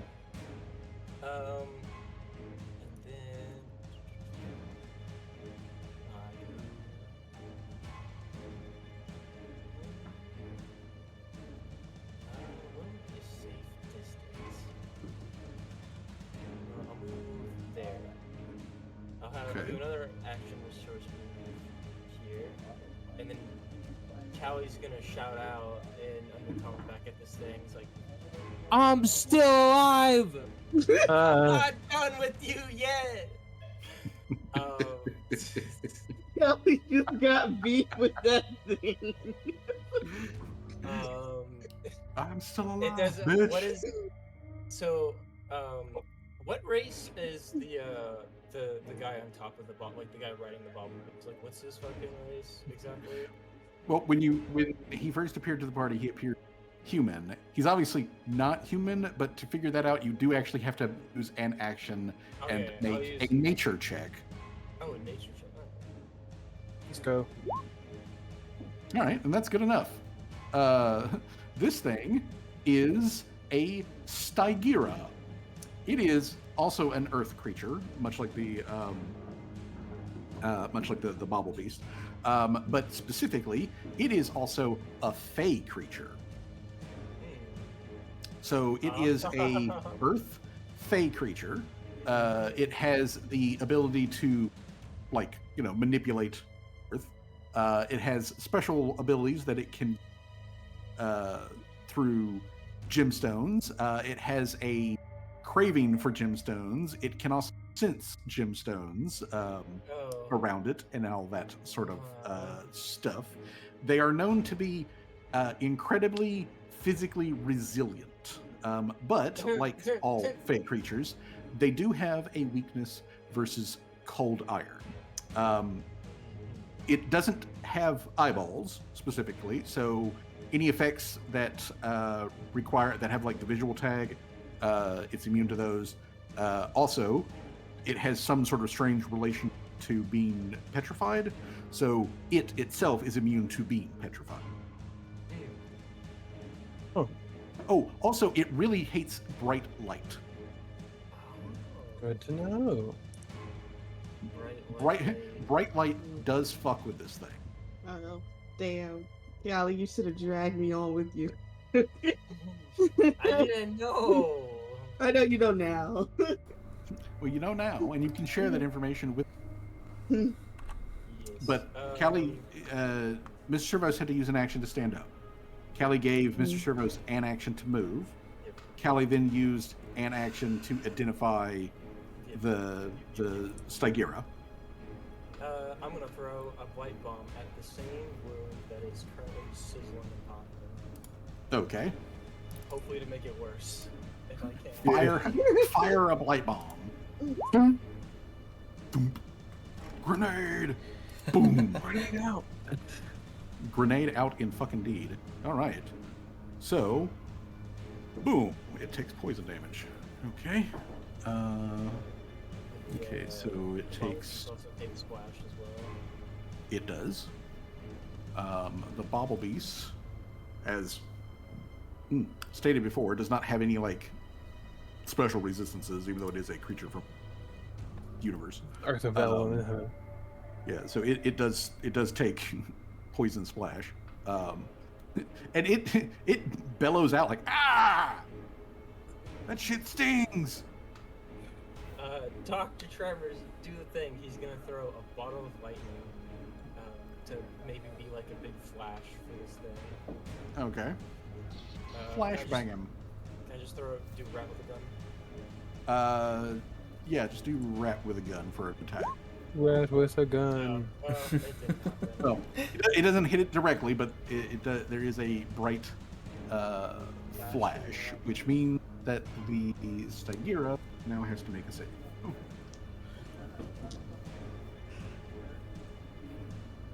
he ain't playing around. She's gonna fuck up that guy. She won't deal with no goddamn bullshit when it comes to shapeshifters. It makes an angry hiss.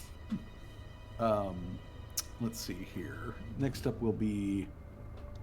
Oh, God damn it! Did it again. Okay, click on token. Press Control L so I can see what your vision is. Okay, he can see it. Okay. Well, Callie's shooting bombs at that thing. Callie is also ready to not get, if at all possible.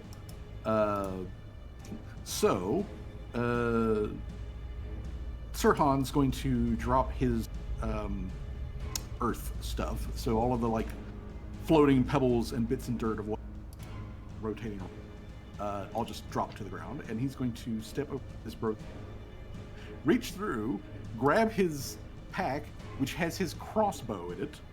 Let's go. And then he's going to get out, his magic repeating crossbow.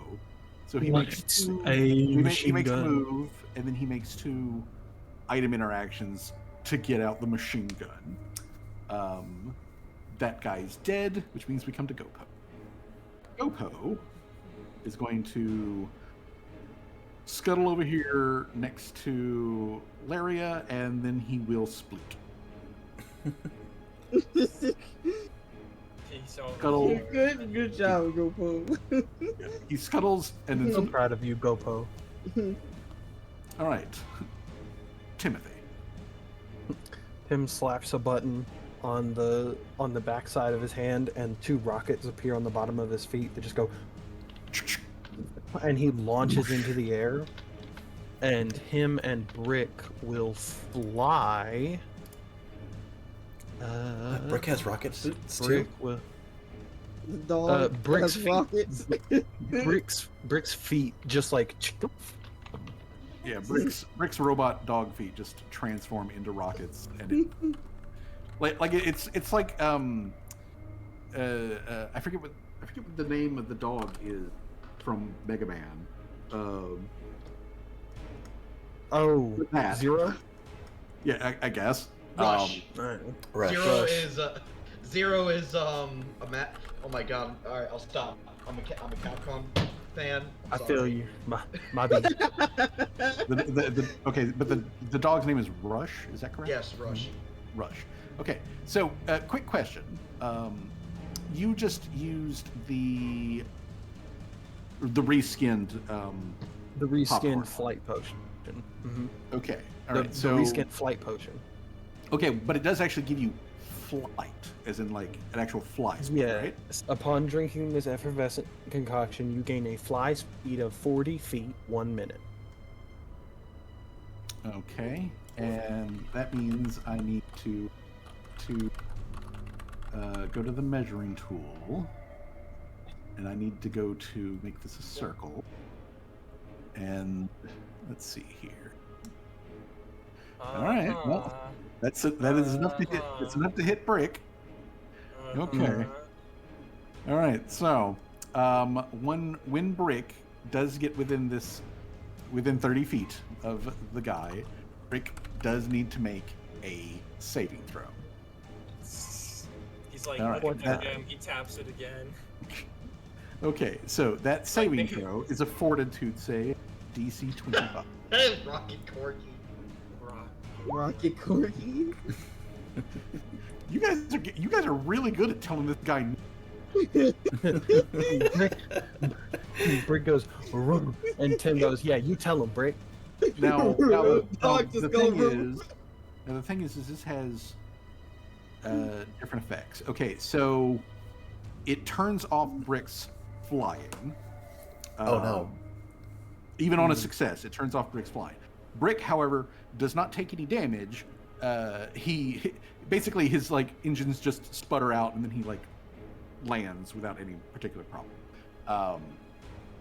So once he gets to that point, he's no longer flying; he's just on the ground. However, the thing is still affecting Tim.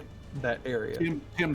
Tim still has flight. Tim can still fly. Got it. Tim is going to fire at this bobble beast. Okay, fire at the bobble beast. Oh.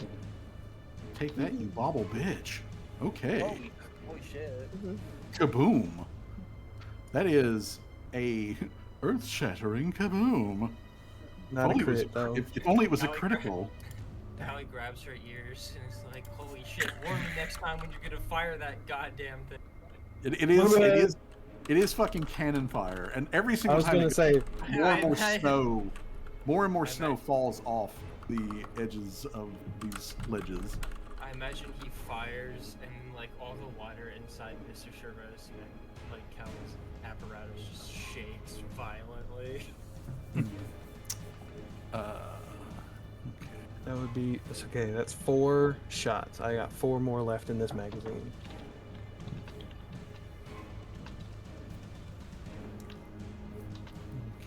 The fact that he has like a magazine for that thing, it's not just like a single like blunderbuss kind of thing. It's just Oh, yeah. That was the biggest, I was like, I want something that I can like load a ton of bullets in.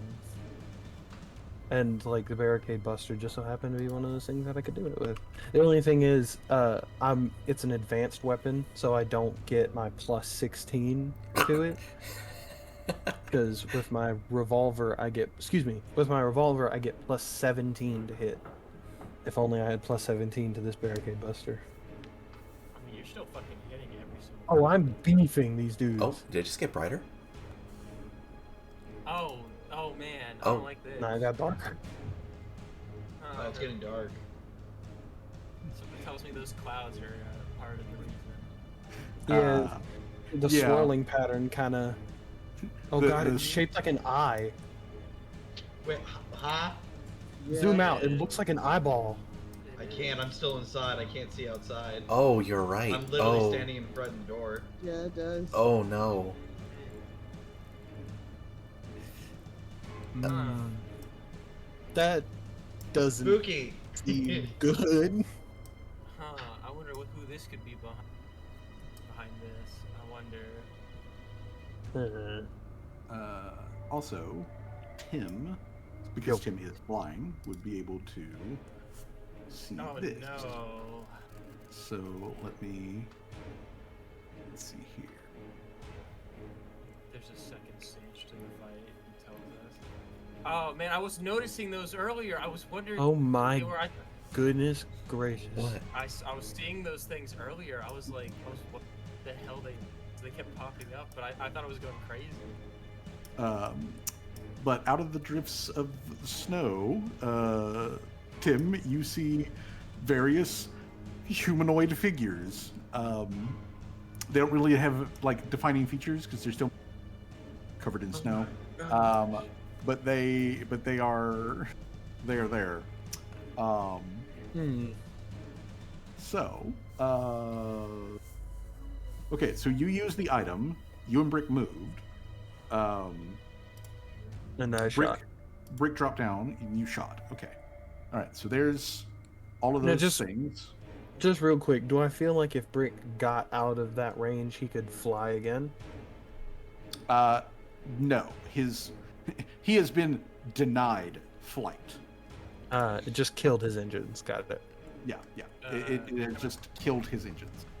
Can I ask? Can I tell what stage the Swimmer Shroud is at the moment? You would need to make you would need a clear line of sight, and if you've got a clear line of sight, you can make a medicine check on your turn as an action. But it is, by the way, his turn, and he's got to save versus the poison again. Okay. Alrighty, make note of that. Smother Shroud. This man is melting as we speak, guys. 100%. He does not. Yeah, he does not look. He doesn't look great. I didn't know that's- people could turn into liquids. Callie laughs. Well, that either means something is going potentially incredibly right. But what this guy does, let's see.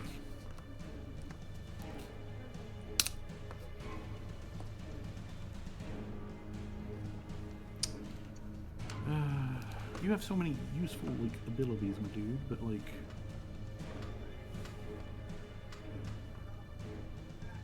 okay, all right. That is what we will do instead. Okay, so it uncrosses its legs and it gets up onto the Bobblebeast's back, so it's like standing.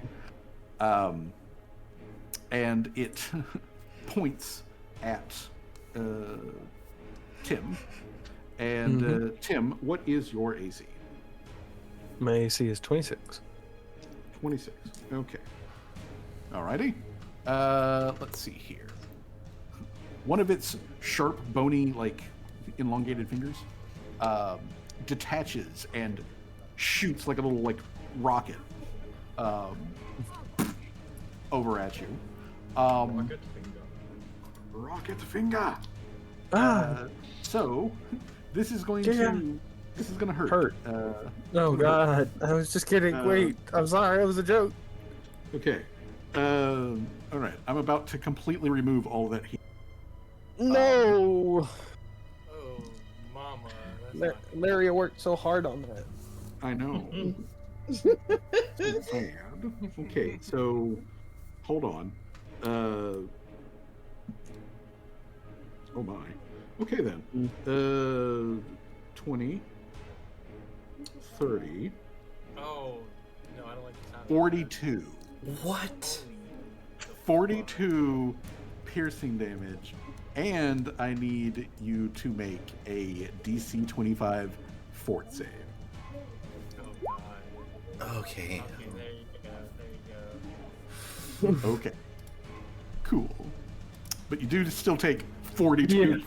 We're down to 30, baby. I It could've then- taken that. It then hops off of the bobble beast Oh, you fool. into the snow and is just going to make movement. Is get it trying to roll around in the snow to get rid of the poison? Yeah, it My does like raccoon it does like jump down and like start like grabbing up a scoop of snow to like splat up against itself, trying to like Just, trying to dab at the wound. I hate to maybe put myself in a. Go ahead. I was like, joke's on him. That's not how you get rid of the poison. I hate to maybe put myself in a worse situation, but he's within 30 feet. Is Tim still flying? Yeah. Unfortunately, God. his attention is focused elsewhere. Oof. So, June. All right. June is going to go ahead and pull out her pistol, and she Okay, is good. going to load it. So that's going to be 2 actions. She's going to take movement to just go. Let's see, just straight down 25 feet. Oh, I can see those things now. Yeah, and she's just gonna kind of look up and does she notice its eye shape? The clouds like are turning eye shaped. Oh yeah, yeah, Like need a perception check or yeah. No need for a perception check. or yeah. anything. She's just gonna be like, guys, what the fuck is happening with the clouds? Is that are they doing this? I don't know. Good question. We're Um, let's not stick around to find out. Yeah, and that's gonna be all 3 of her actions, unfortunately. yeah. Okay. Well then, we come to the Bobble Beast. The Bobble Beast it looks over at the Stagira and speaks in Undercommon, so Callie can hear the Bobble Beast asking the Stagira of like, "Are you okay?" Which gets a muffled like, "No, bitch, I'm not." Stupid.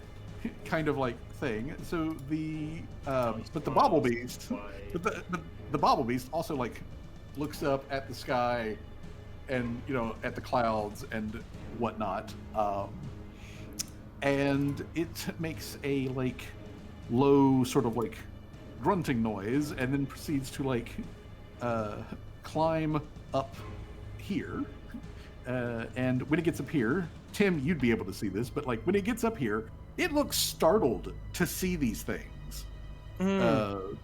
That's That's odd. that's odd. Yeah. Even It looks very startled to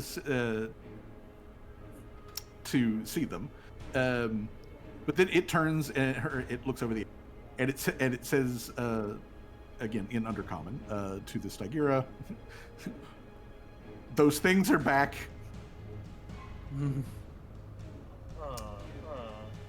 And this is That's Callie's the only one fair. that can actually hear or like comprehend what they're saying, right? Yeah. Yes.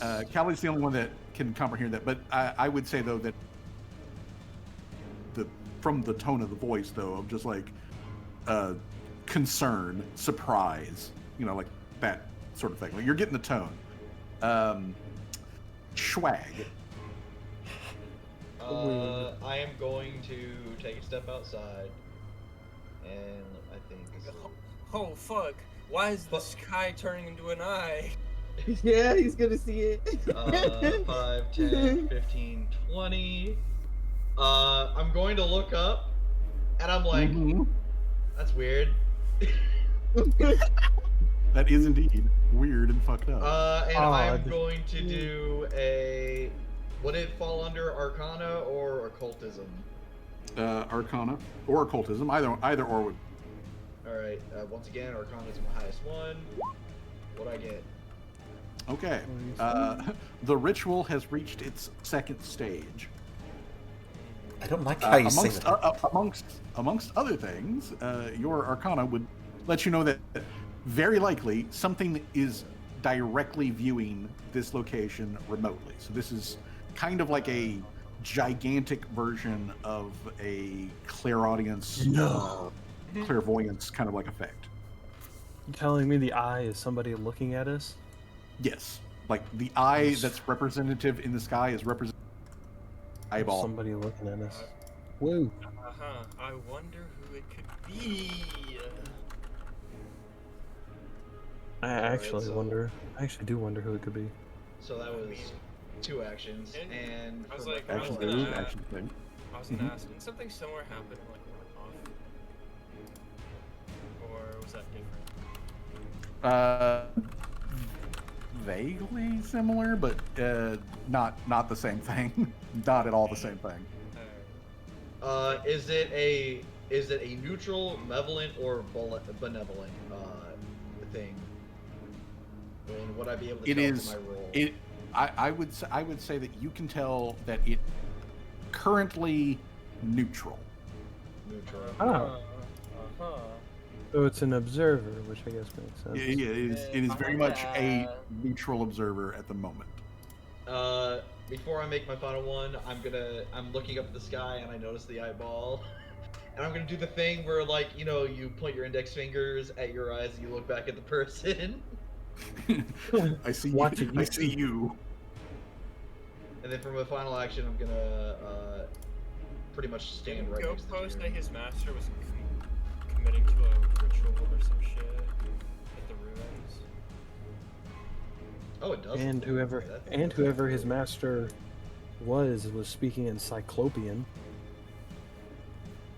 which is eyes.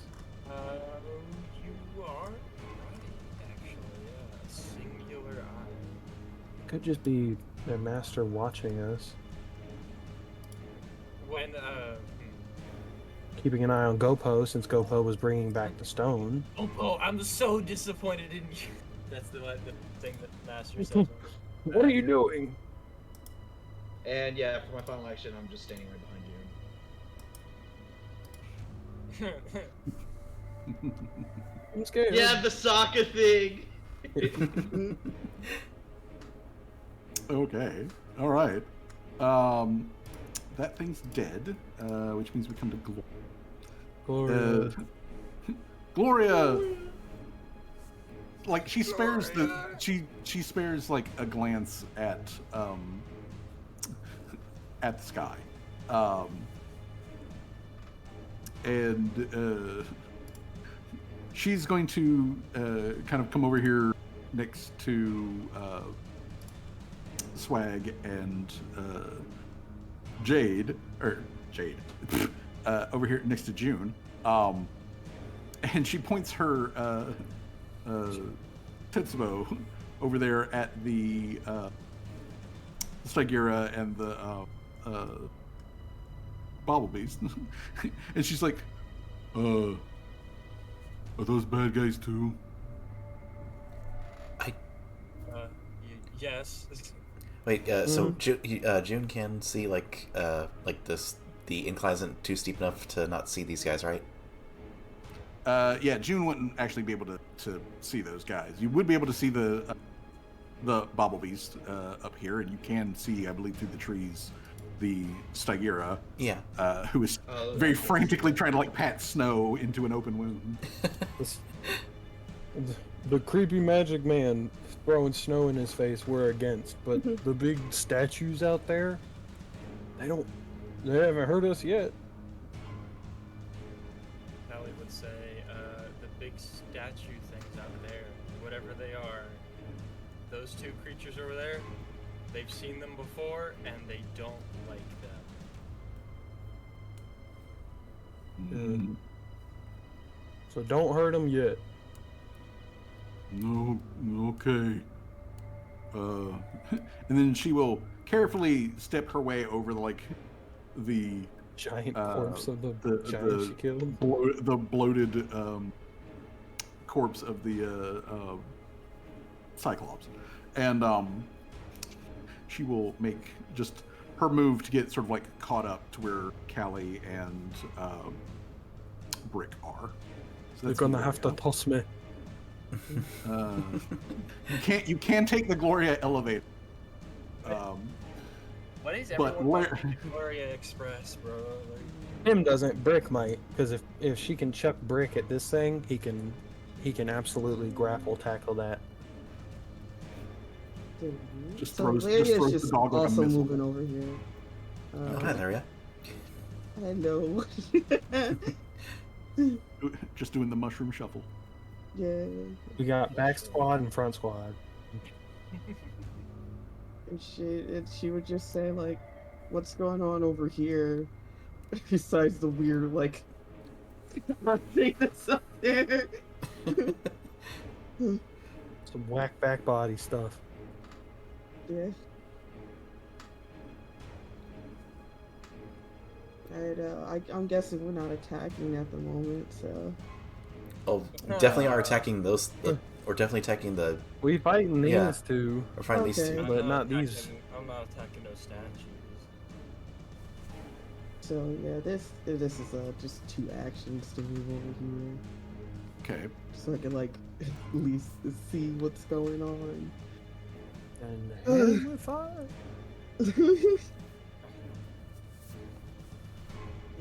Alright, Flamethrower. yes. Yeah, Laria's just gonna take an action to shield again, Okay. and that's the last all of her actions. All right. Mm. Okay. So then, Alrighty. Callie. I have a really funny idea. mm-hmm. But first, Well, I want to repair Mr. Shores before. smart. I'm gonna use all Callie's actions to do quick repair, and since Okay. she's got the crafter's eye piece, that means I gain. When I repair an item, I increase the hit points for short to 10 plus 10 per proficiency rank on success, or 15 plus 15 per proficiency rank on a critical success.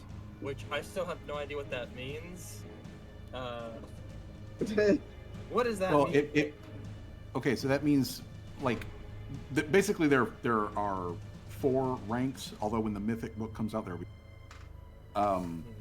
where you've got trained, expert, master, legendary.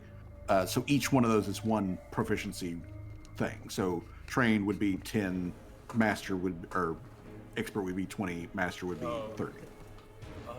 So since Callie's master crafting would be 30 hit points, but Yes. the hit points gained back from quick repair as well.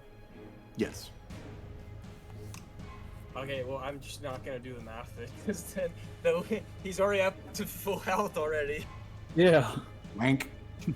All right. So Callie uses all of her actions to And then repair. I'm gonna have I want to do something I did very similar to what Callie did with the that creature at the fort.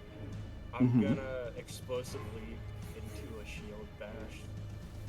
Okay. The guy who's that guy with specifically with the cold iron shield. Nice. Nice. Okay then. Cold iron. Explosive leap, and then I'm gonna roll the d20. Oh my god. Nice. Let's Nat go. 20. Like So yeah, it happens. Let's get it. boom.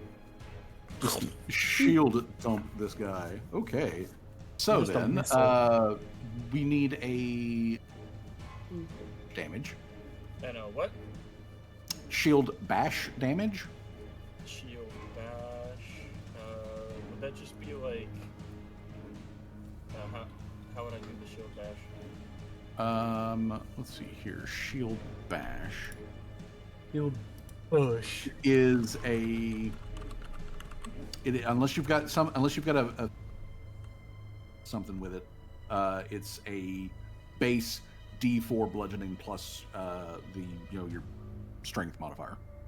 Oh, D4 plus strength modifier. Yes, All right.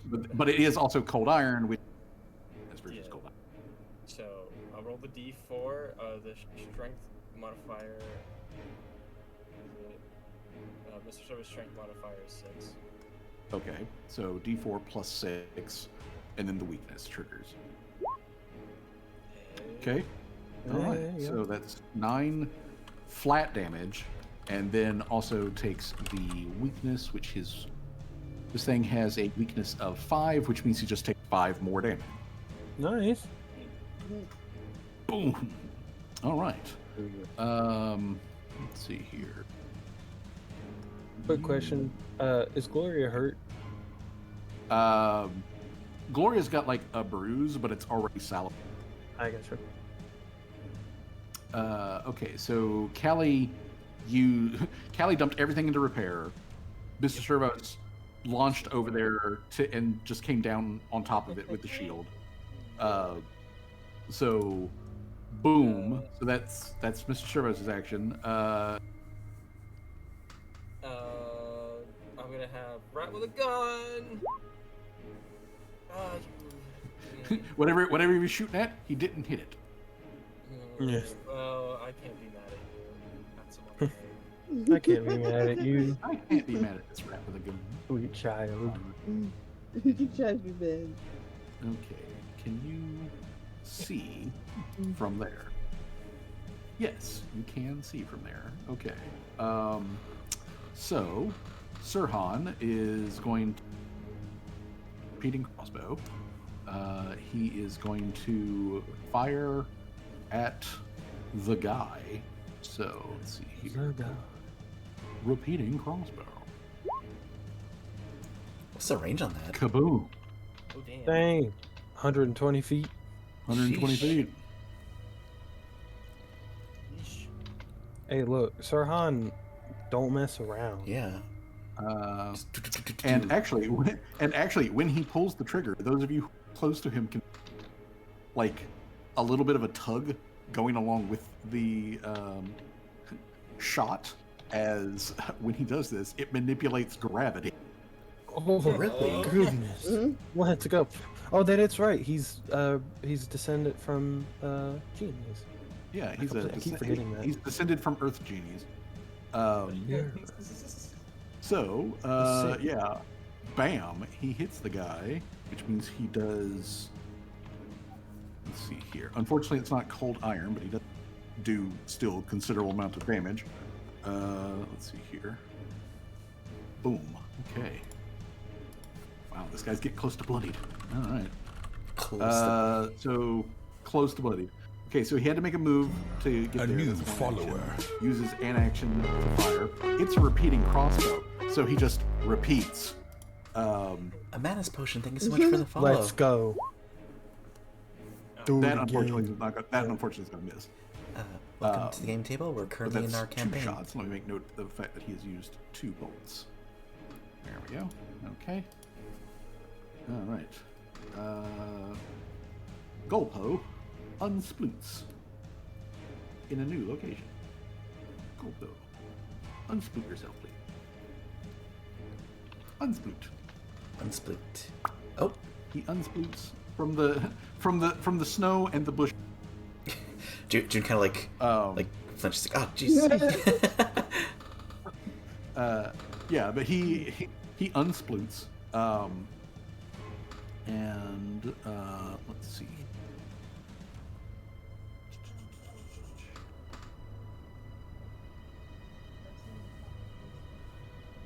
All right, so he had to use that many actions to get there in the first place.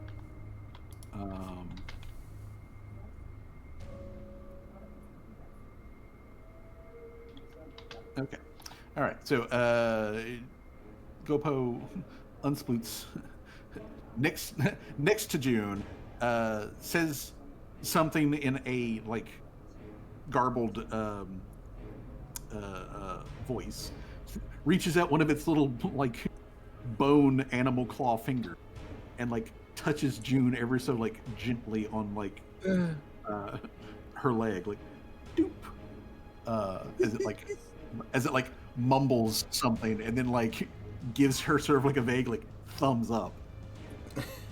She kind of like gives like a like I don't know. I'm trying to think of like okay. You know in Shrek where Donkey does like that like kind of like forced smile. Yeah, Yeah. June kind of does that and gives like a thumbs up back. June is I'm gonna put a little thing on June here. June is going to get. Let's go with this marker. So if in the next round June is subject to a saving throw, June gets to roll twice and take the better of the two. Oh, nice. So, Sick. Yeah. all right, Tim, Flying Robo-Man. Could just real quick, I figured not Robocopter. because it's Robocopter. Could Brick make it up here in 25 feet of movement? No, because that's each one of those is a. Yeah, I figured. So I mean, he can definitely start climbing, but like no, he couldn't make. Yeah. I was hoping to do the tackle, but I don't think I'll be able to do that. All right. I'm gonna have Tim. Do I feel like if I fly closer to this dude, my flight will drop? If you move towards him, trigger on a. If you move towards him at this range while flying, he does have the ability as a like reaction to tell you nuh-uh. Gotcha. Okay, and can I do a medicine check to gain just like a little bit of health back? Yeah, you can take an action to do a medicine check to treat wounds.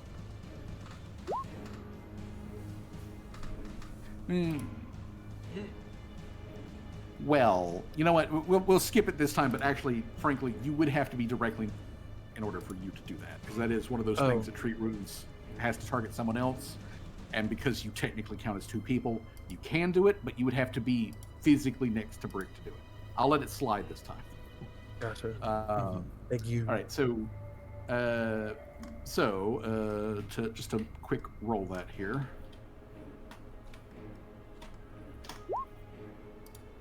$10 back. Nice. Okay, 10 so for you use.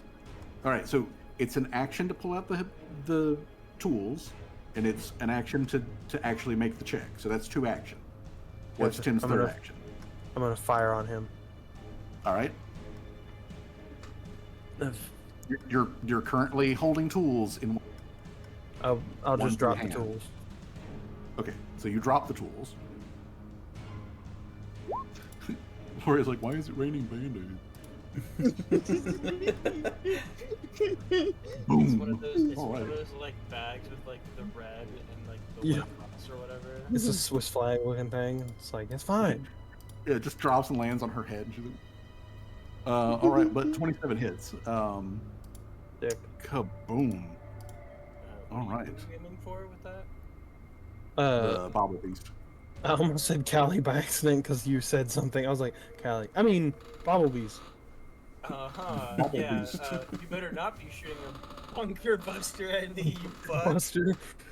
Okay, the Bobble Beast is blood. Let's go. Thank God. Okay. So, boom. Bobblebees is getting goes- bobble bested. There goes that. Count your ammo. Yep. I got 3 shots left. Okay. Kelly's just standing over this man, just like, go ahead, do it. do it, coach. Okay, then okay, fine. It's gonna do it. What is Callie's AC? It's a 23. Okay, he's like, wait, no, it was a joke. Please, wait. This is a prank. This is a prank, bro. Okay. This is Frank. Kelly, It reaches out and swipes with its remaining claw. Okay, so which that's gonna hit. So Callie is now the proud owner of 22 slashing damage, and also a fortitude save 5. what? Fortitude Save. save DC 25. The damage was 22. Okay. With that save. Galen, finally. Okay. All right. So, when it scratches with those claws, Callie's, like pale lavender, fine scale pattern that her Azerketi skin has, starts to go like, you start to bleach like fucking. Oh no. And like even the blood is drawn up from this big long scratch that it lays on you. It's not the right color. Like it's like you're bleeding gray paint. Oh no. So when it does this, you make the fortitude save. If you do not pass the save, which this would be the case, you become slowed 1. I don't care. I'm already so- right next to him. So His you ass, become his ass better slowed start 1. running for that to have an effect. So yeah, you become slowed 1. It is then going to look at Mr. Servos and make Mr. Servos make a will save. Let's go. No, Mr. just Servos stop. continues to say no. Brody, just quit. Damn, he's got to return that So- stone. For real, it does not work. Whoever's all doing. Callie like looking down at herself. He's like, man, I think you need to return that fucking. Callie slowly being turned to stone. I think you should return that.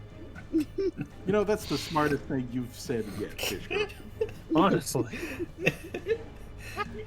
At which point it then chuckle fucks off. Let's see here. I gotta check its movement. Okay. So Punch it, kick it, smack it in the mouth, break its leg. it just glomps its way like a fucking gecko up the side of the mound here, and it gets up. It is leaving a trail of slightly sizzling, goopy-looking blood behind it. By the way, as it like tries to shamble up there. But yeah, it just uses its last action to like shimmy up the rocks. Congratulations, Okay. you cut me. You're melting from the inside. Yeah, it's not doing well. Your It is not blood doing. is Which blood is slowly turning into acid. Yeah. by the way, I have to put the dot on it too now. Yes. Okay. All right. I mean, yeah, it isn't. If it's going through, it should be at stage 3 now, which means it probably was gonna die anytime soon. Because not many things last that long after that point. Unfortunately, well, I mean, you'd have to, like I said, you'd have to make to figure out exactly what stage it is at. But June, what are you gonna do? Good. All right. Stage 3 is death. Yeah. June's going to go up. Dude, I don't love know how if Winter- enough moving closer to the ledge would like make the shot harder or not. We're getting into like trigonometry and stuff here, but So long as you technically have a clear line of sight, mhm. I would say you could make a shot on the bobble beast. It wouldn't be nothing. Maybe depending on where you're at, Mhm. we could argue that the Stygira's got like some cover, but you could still make the shot. It's just its AC would be slightly better because of Yeah, But that will not affect the ball beast. It's just that big. Yeah, it's fine. I'll just move here, and she's going to aim, and she is going to shoot her lady fingers at the Stygera, or that's how you pronounce it, right? Yeah, Yeah. Stygira. Yeah, and she's going to say, "Get down here and die like you have a pair." Nice. And He's dying. Soon he won't be able to breathe. I think that's gonna miss though. Wow, that's a that is 3. gonna miss. Do I want to re-roll that? Ooh, that's so tempting. You know what? Fuck it. I am gonna re-roll that. I was gonna say, do it. Last hero You point. got it. Ladyfingers. That's your Gonna point. do it. There we go. There we go. Oh, hey. Put the damages too. Yeah. So All calls right. him a little Uh, biatch and shoots him in the Call- back as he's calls trying him to. a little bitch. And if it weren't for cover, that would. Probably a crit. But it does still hit. You call this man a bitch. Tell him to get down here like he's got a pair. Mhm.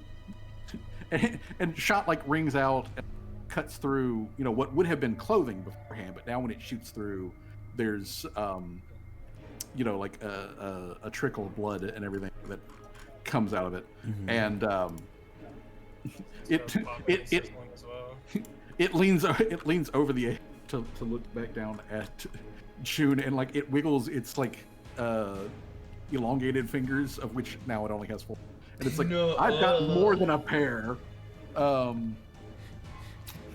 Sure you do, she says as she Okay. reloads her pistol for her last action. Let's see here. Bobble bitch. Let's see here. Bobble.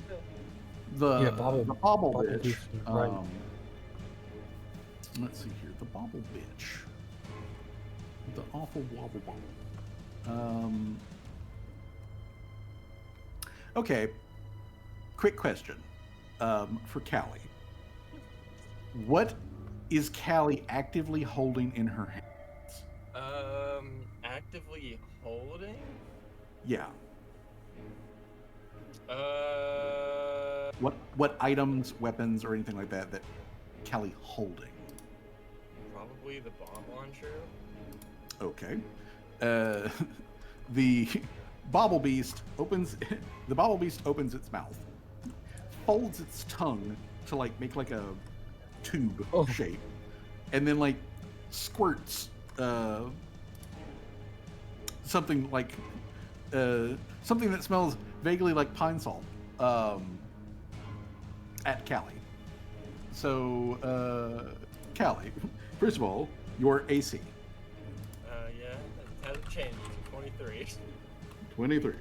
Okay. All right then. So, Callie, you are first of all damage as this stuff hits, and that like popping and sizzling that's going on with the starts popping and sizzling on you as you get hit with acid. You take immediately 12 points of acid damage. Alrighty. You also take 5 more acid damage, and this will be persistent acid. Alright. And then I need you to make a specifically, it is a will save, DC 23. I believe in you. Well, wow, that is like. Okay. Oh, How many Oh, saves have you needed done to that have been beat it, exactly? baby. Yeah. Yeah, it has been landing good. So now, Callie gets to have this. You can either try to give the Bobble Beast the bomb launcher that's in your hands, or choose to be stunned for a round. If it give it, And you are aware that this. if I give it the prompted. bomb launcher, does it get destroyed? No, you just give it the bomb launcher. Just is no longer in your possession, and there. Oh, okay. You literally just toss it over there. Yeah. Okay. Yeah, you literally just toss it to it. Alright, yeah, I'll give it the bomb launcher then. Okay then. Give it the bomb. Callie, I the will bomb crush launcher. this thing's skull and you'll get it back. Is it like, I'm gonna drip acid on this fucking thing. Yeah. How dare you but take my I'm stuff? gonna give Callie the green dot. so that we know that she's got the acid. Okay, so it does that, and that is just a single fucking action. Oh, I see. So then the next thing is 2 item interactions. As it reaches into its pocket, it pulls out a what honestly looks like a piece of gravel, and it A new rock. tosses the piece of gravel into its mouth, and like it crunches down on it and starts chewing like. What the, ugh. Candy. Yeah, like candy. So, and when it does Rather, that, ugh. it heals. All right, and it heals that much. Okay. No one Not enough to lose the red dot. It is no longer bloodied. Well, Oh, you know no. what? Dang it. Nope. You had to say something. But It's fine. that's it. Swag. Now it's your turn. It's wizard time, motherfucker. Fireball. How far is like from the where Callie is to where? It's like 20 feet above me. Oh, then you're not gonna get touched at all. Fireball! It is wizard time, motherfucker. Okay, there is a roaring blast of wizard flame. These things both have to make saving throws. D23. All right. You know what? I'll make public rolls here so that we got this going. All right. So this is for the Bobble Beast. So for the Bobble Beast, we're going to roll. Let's see here. 1d20 plus 12. Oh my god! Bite it.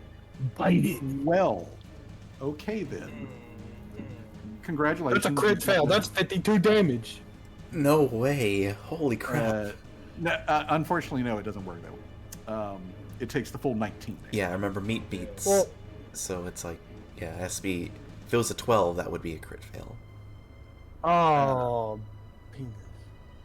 So, anyways, that's One a. off. Goddamn.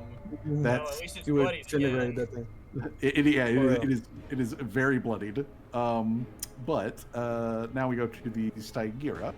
Oh, that Okay, was the only. What are you talking Stygira. about? That was only 2 out of my 3 actions. Well, no, I gotta make the Fireball Stygira. I gotta make the again. No, I Stygira. can't do that. The 2 action. I gotta make. You know what? I gotta make the Stygira saving throw. Oh, okay. My bad. My bad. So we're still processing the fallout of this action. This thing's Fallout about 4 to of become this a action. candle. Okay. Let's see here, and then So here is it's a for the crusty Stygira. candle. All right, it also fails. 19 damage. Crunchy, baby. Crunchy. Kaboom. Let me just real quick check. Nope, nothing. Absolutely nothing. Oh wait, it does get a +1 specifically to all saves versus spells. Wouldn't save it, but it doesn't matter. But like, Thanks. Good to duly know. noted. Duly noted. However, Noted for- now did you center it on? Where did you center it actually? Right here. So Right on this motherfucker. on the Stygira. Okay. So, because Oh, no.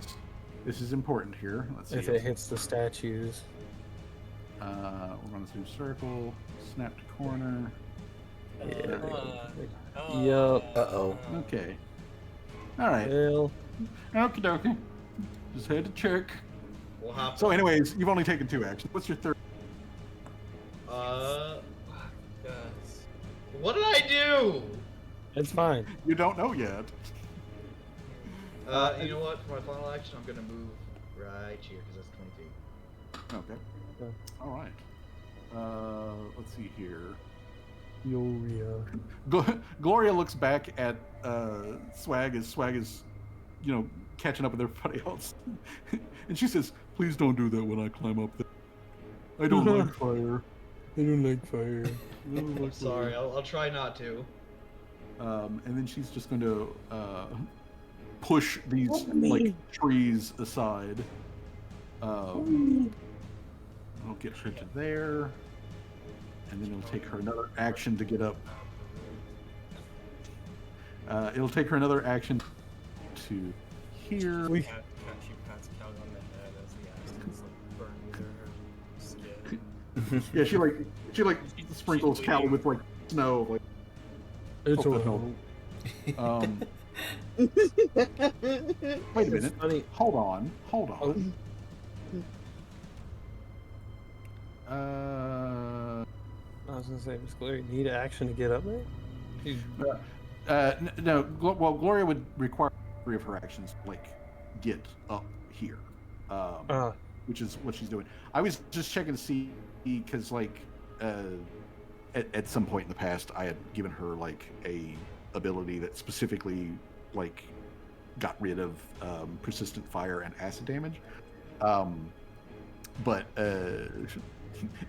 during the revision process, so Yeah. I just suddenly had the memory of it. And I was like, could she do that? Oh, wait. Okay, no, but she just climbs on the way up here. Like, I'm gonna get you. Gloria is a sweetheart, but it must be terrifying to see something that big just climbing up a cliff next to you. Yeah. And Oh like, yeah, because I mean, like the Stygira, it's not bigger than when it was, appearing to be like a human, and it was a pretty svelte, kind of petite-looking dude. Yeah.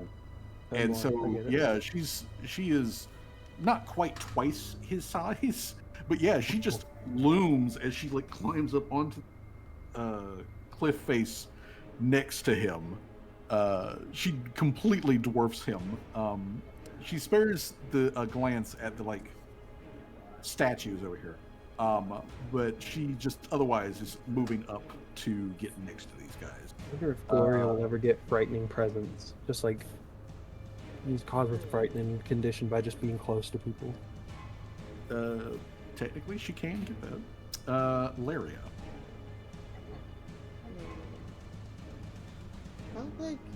How tall are these things? They are 20 feet. They are very easy to climb. You will need a athletics check to climb them, but they are very easy to climb. Climbing does also cut your movement rate in half. Okay. I have a really funny idea. Do it. I'm gonna Yeah, do 25 gets her to here. Mm-hmm. And yeah, she will attempt to climb. You said athletics? Yes, it's athletics check. The DC is 16. All right, that will get you like to the top. Like right there. I'm right next to Callie. Mm-hmm. And I will look at Callie and like, Dog, does she help. still have acid on her? Dog, Yep. help! I got acid on me and I'm bleeding gray. That's not Yep. normal. Bleeding gray. She is bleeding gray. That's very not normal, and she does have acid on her. Yeah, and will I be able to treat whatever happened to her? If you want to, you can make a medicine check, which you don't need tools or anything. But you could make a medicine check to counter the persistent damage. Alright. Okay. Let me check, and it's versus the Bumblebee's like DC thing, which Okay. is a DC 23. oof. Ugh. Alright, maybe I could use my hero point for this one. Yeah, come on. I Yeah. believe in you. Alright. Roll higher than a friendship. 5. Help but a fish girl. Yeah. All right. So spend a hero point. Use your medicine. Ah, There. All right. That is Much enough. better. That is enough to remove the green dot. The green dot of pain is now removed. I'm still bleeding. Yeah, you're still bleeding gray. That's still an issue. Still But bad. that is 3 actions from Laria, so there's all of that. But now it is Callie's turn. Alright, first. Callie, you are moving- slowed 1, which means you are short 1 action personally. Oh, short 1 action person. Alright, I'm gonna move. I'm gonna have Mr. Service first action move. Actually, hold on. Measure out something real quick. No, we're not moving there. We're moving. Yeah, we're moving here. Mhm. He'll do his athletic check climbing the wall. Okay. What's the DC again? 16. Alright, that's good enough. Yep. I'm gonna cast Explode. All right. I'm gonna cast blow up. Mr. Servos, explode. My main goal is to blow it's- up. And act It's like I don't know nobody. and it's 8d6 fire damage with a basic Yes. reflex save. Okay, so what's Callie's DC? Class DC 24. 24. Okay, so let me roll saving throws for these guys. Let's see here. First for the Bobble Beast. That's a failure, and then for the Stygira.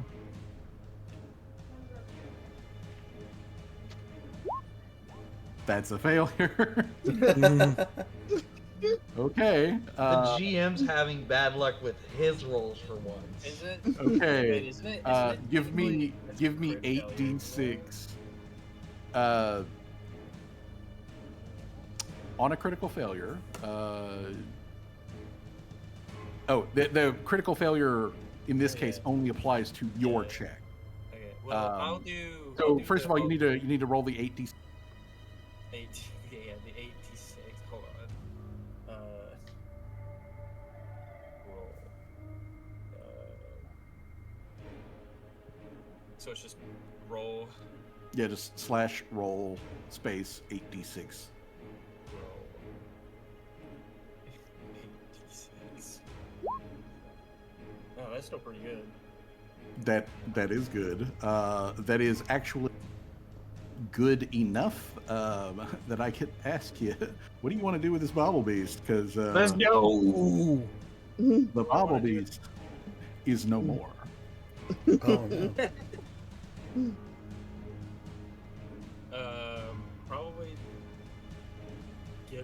Probably push. I'm gonna push the body through the door later, I guess. Okay. The way, the Stygira is still standing. well, that's all of Callie's actions, so that took 2 actions, and she has 1 move. So, Mhm.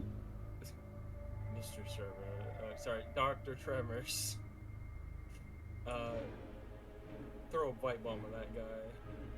Okay. Light bomb that man. Well, All Bomb. right. Well, that still does splash. Alright. No. That Gloria. does splash damage to him in Glory. don't worry, I made sure it did. Tim goes full Terminator. It will barely register for. Oh yeah, 100%. Callie, Uh, when she's blowing up this bottle beast, she's like, I told this battle wasn't over. And she It's says that never under over. She says it an under comment.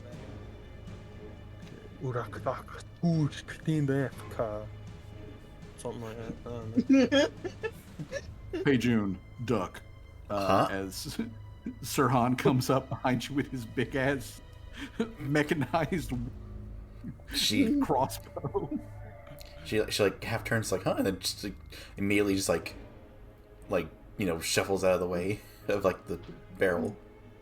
June's great, but I feel like June's squat is just like the drop it like it's hot squat. She just does it by like fucking force of habit. Just Just full split. right. so- Oh, she dropped. Yeah. Well, Shit, he- busted it down. yeah. Goddamn.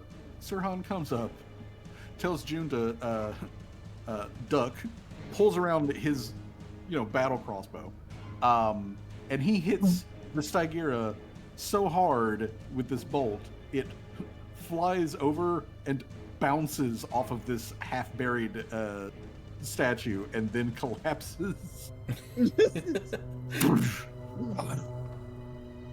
Take it, Son fool. of a bitch. Ah. He just walks Is over. there and, anything like, else still kicking around that I haven't seen yet? He There's just spins there's- around with the barrel like, okay. is there Whoa, anything else hey, he's doing? nah, you're good. You're good. Might want to calm There's down some stuff there, on that whatever. hill over there, but it doesn't seem to be aggressive. So Tim's just Callie gonna. starts kicking the corpse of the Skygera. Bite the Like, curbing it. Just. You stomp on the Stygira, and as you're like stomping on the Stygira, Yelling obscenities it's- at it. its body slowly like Disintegrates. starts to like slowly, and now that it's like Fey magic isn't able to fight off the poison, it gets even more like twisted and grotesque as it just absolutely like dissolves the face of this thing. But Gloria, who had climbed up here to like throw this fucker off the mountain, like looks down at it and is like, well, that's taken care of. And then she like looked over at the statue, which is slightly charred from the fireball explosion, and also now has like a splatter of blood. That's also popping and sizzling. That's also kind of like popping and sizzling on it. She looks back at Callie and she's like, should we be concerned about that? And then she kind of or that. Being I Callie think looks so, at- yeah. At the statue, or like the thing that's on the statue. Well, Gloria doesn't know, so she's just asking you, since you're de facto the smartest person in the should we be concerned? Can I do a check to see what the statues are? Yes, you may do a check. Hey, can I do a check you- on seeing where the eye is coming from? Just like trying to triangulate it maybe a little bit. Well, for Callie would need to do a Arcana or Occultism. Same thing for Tim, whichever one is higher. You do need to be trained in whichever one you're using. I am That's trained really, in both. That's like a fucking 4, dude. That is a 4. Neither of you know. Six. Neither of you know. But I'm not sure. I mean, they're not However, attacking us. no, So- they are not attacking you. However, Callie, as you're, like trying to figure out what this might be related to or anything, you do notice on the statue, specifically charring on the statue is like fading away. And the blood splatter is like also just kind of like evaporating off of it way, way faster than it should otherwise like normally do so. Callie's gonna yell down like, "Hey, Gopo, like, does this have anything to do with you?" Like that. You see Gopo like raise up his like Rolodex, and he just like flips it real quick and like comes up to a thing and points at it, and it's just like a question mark. Tim like walks over to go. Are we out of combat? Callie, Yeah, we're out of combat. Callie then yells back down. He's like, like the clouds, these statues over here. Just like What Everything check going would I have on. to make? You can make you would need to make a Arcana or Occultism. I'm not there, so I Arcana. can't. Oh, we're out of combat? Yeah, we're out Yeah, of we're combat. out of combat now. Alright. I'll mosey my way over then. I got it. There. Oh, Laria. Never mind. Okay. All right, Laria, you are like as Callie is like yelling questions down. Gopo continues to like tap on the like question mark symbol, like, you know, whatever Gopo means by that, who knows? But like he's tapping on that. But as you're, you know, like getting a look around at everything, and especially looking back up at the eye, you being a oracle of the cosmos, you know that the cosmos is not looking at you, but something that is a member of the cosmos, like as a group, is looking at you. Very specifically, the moon, or the representative spirit anima of the concept of the moon, is looking at you. And it is currently channeling everything that it is seeing back to another location here on the planet. Didn't fucking Gopo's Gopo's master with performing a ritual to the moon or some shit? Yeah, the crescent moon pits. That was stated, yes. All right, so yeah, yeah, it is she what would. I thought Yeah, it was. she would just say that to Callie. It's like, I Hey, think Callie, your hunch is right. Yeah. you're on the dot. I'm thinking it doesn't seem to be like they're That's, trying to like laser beam us. I think they're just watching us.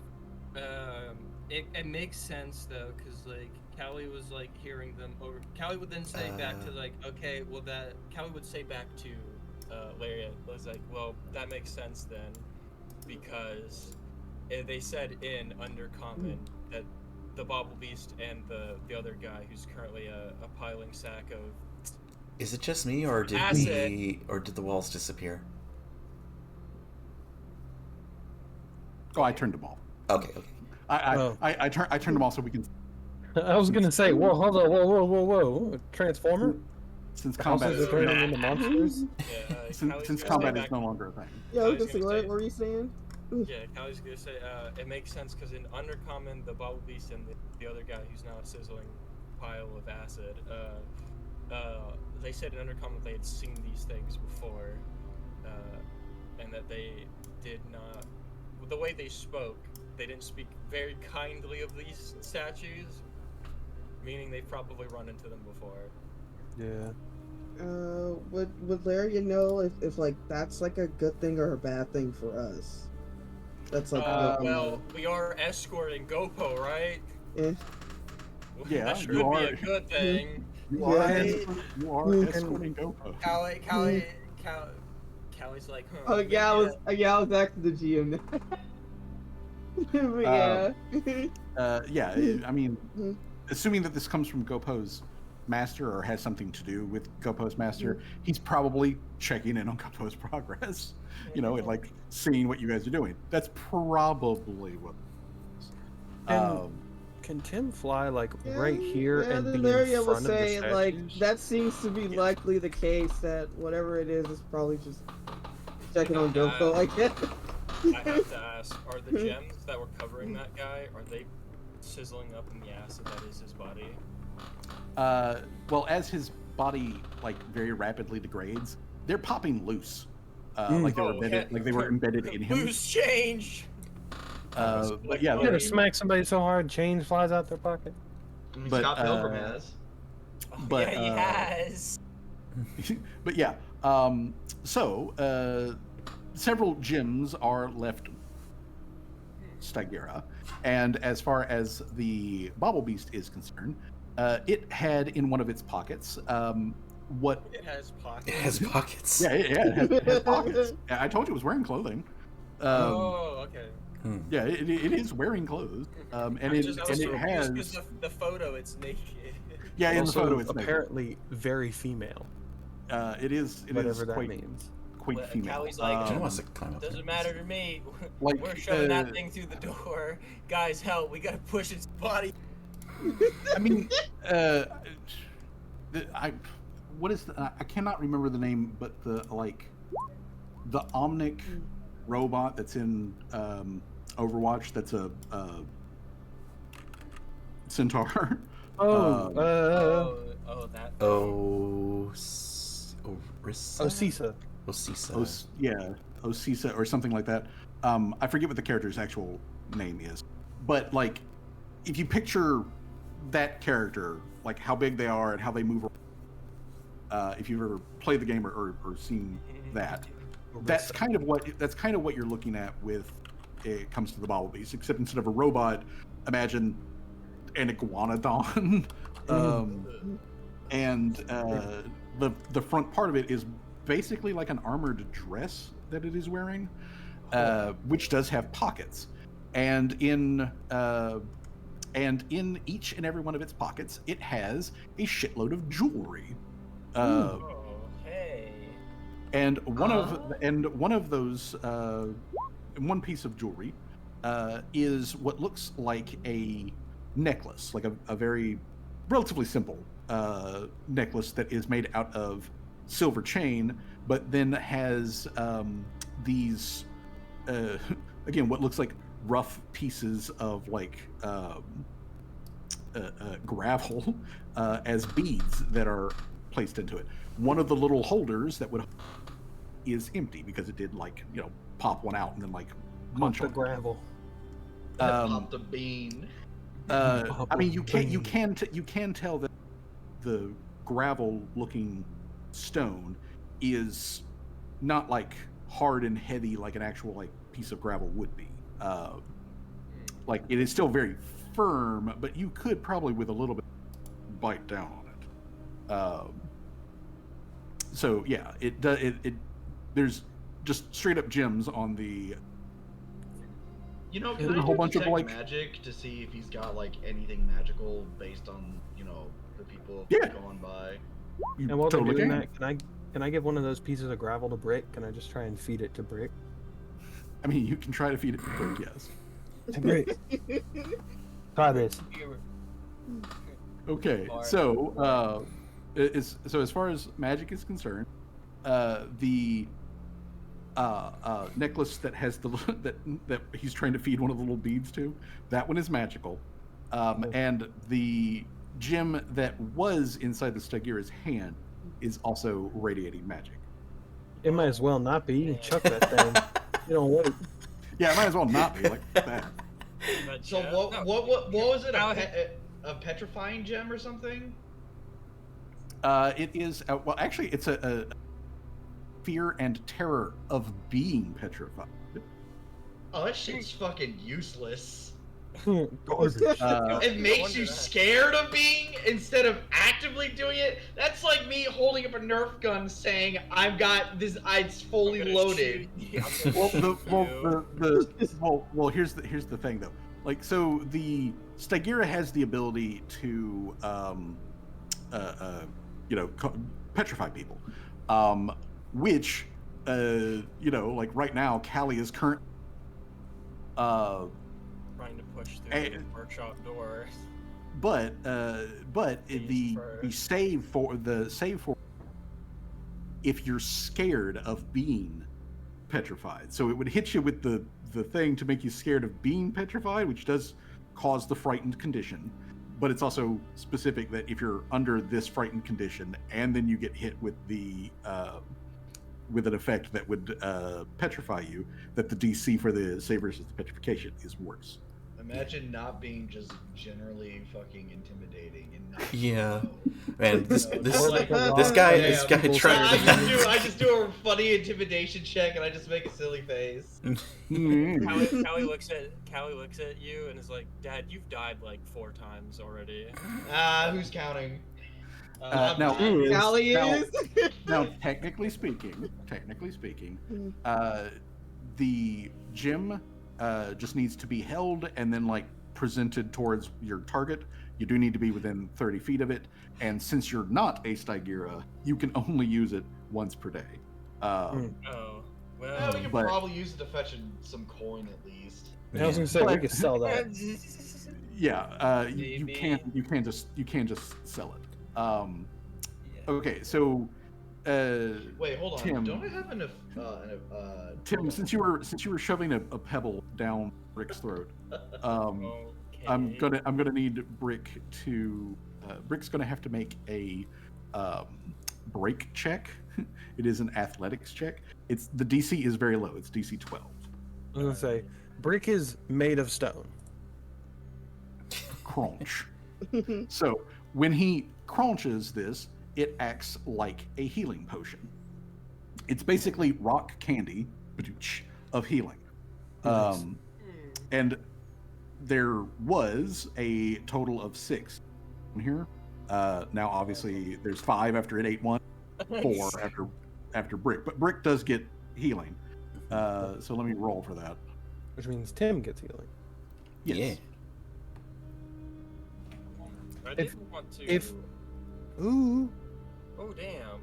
Nice. Holy Yeah. cronoli. Yeah, they're I did it. good at healing. I did want to say that Callie did want to at some point talk with Lucy through the door. Yeah. All right. Well, Mostly about her it is still very clearly nighttime.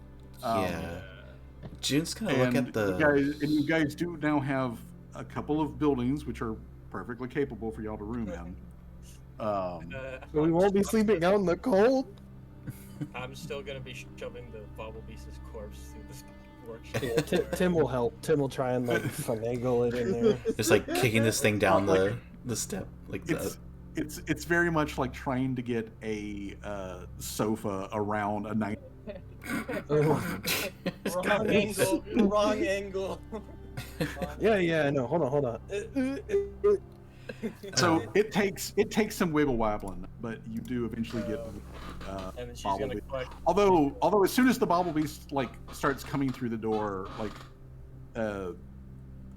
you see like in the yard of the workshop, you see Rusi, who opens up the door to the workshop, and he steps out and like he's not looking in your direction at the time, but he like steps out, turns like he's talking to somebody, and then he notices like out of the corner of the eye the door opening and the Bobblebeast like starting to like get worked through the damn door, and he's like and he like holds up his hand, like to like like hold on a moment, and then like runs over and like grabs the Bobblebeast and starts like trying to haul through it on his side. He looks through the door at Callie and he's like, "What the hell is this thing?"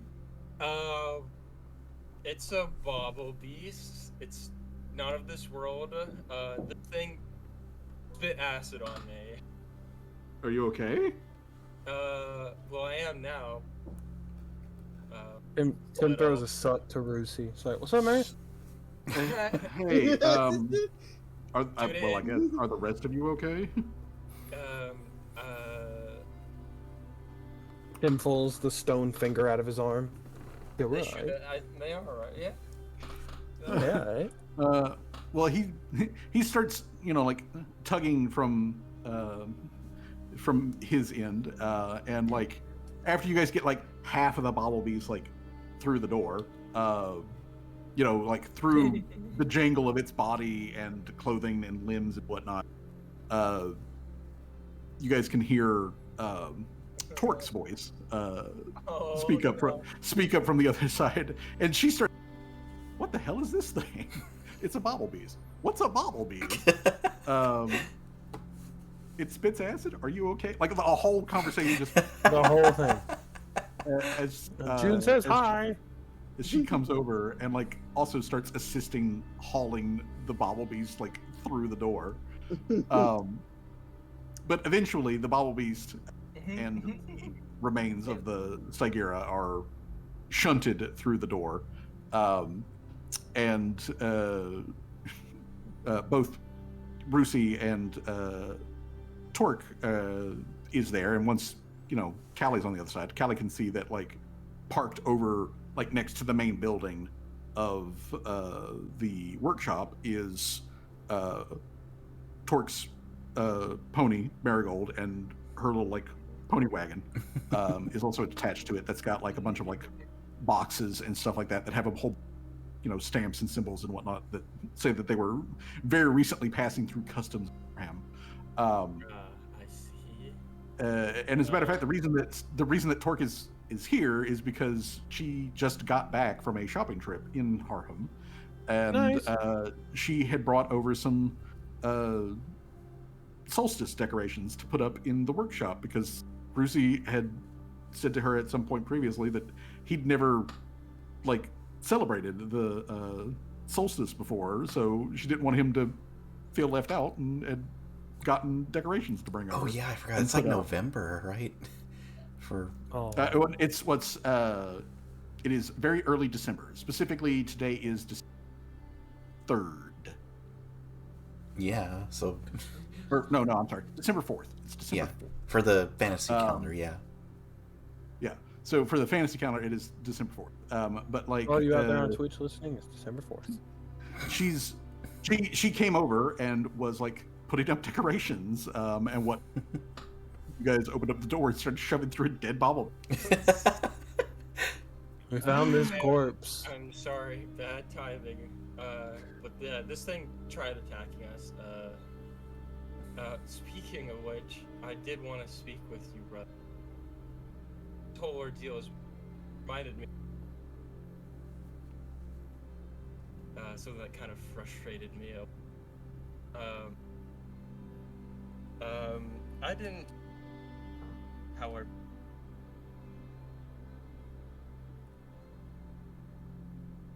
I never got around to telling you that, did I? No.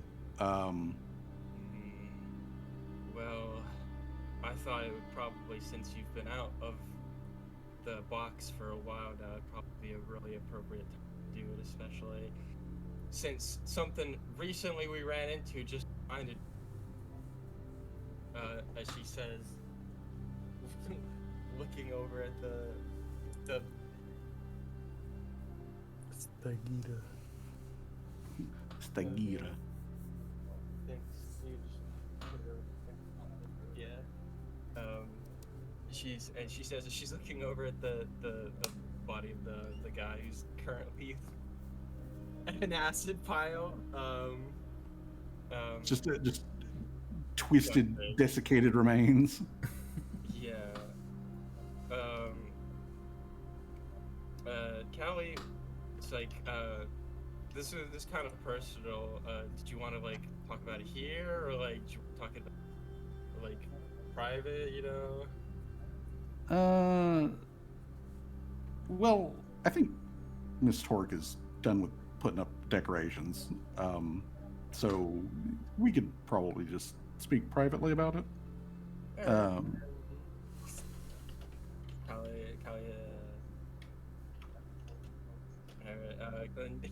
Callie's like, I will be right back, guys.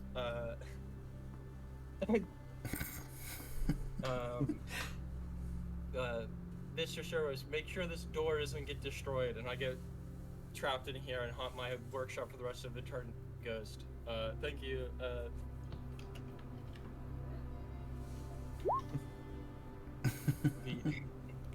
Beep boop. We'll say for shits and giggles that let's see here. Let me get rid of the corpses here real quick. Let's see. Throw them away. Put them in the garbage. Was there anything else that Stagira was carrying? I mean, whatever it was, it's probably acid now. Well, the thing is, its clothing kind of became part of its body. Yeah. So if it had anything in its pockets, who knows how that works? It probably would have been gross. But we'll, just say that. Okay, let me get over here. Separate them. All right, so the statues don't have any reaction to Tim or his bag, do they? they do not know. As a matter of fact, they continue to be statues the whole time and not react to things. As statues Sick. are famous about doing. Statues are famous to do. Yeah. June, June- like you can do the whole please don't come alive, and it'll be. Okay. But yeah, the statues, even when you guys brush off snow to get a better look at them, the statues are very clearly of people, but they have lost a lot of defining features. Like they are very weathered, kind of thing. So imagine like if you've ever seen like actual like literal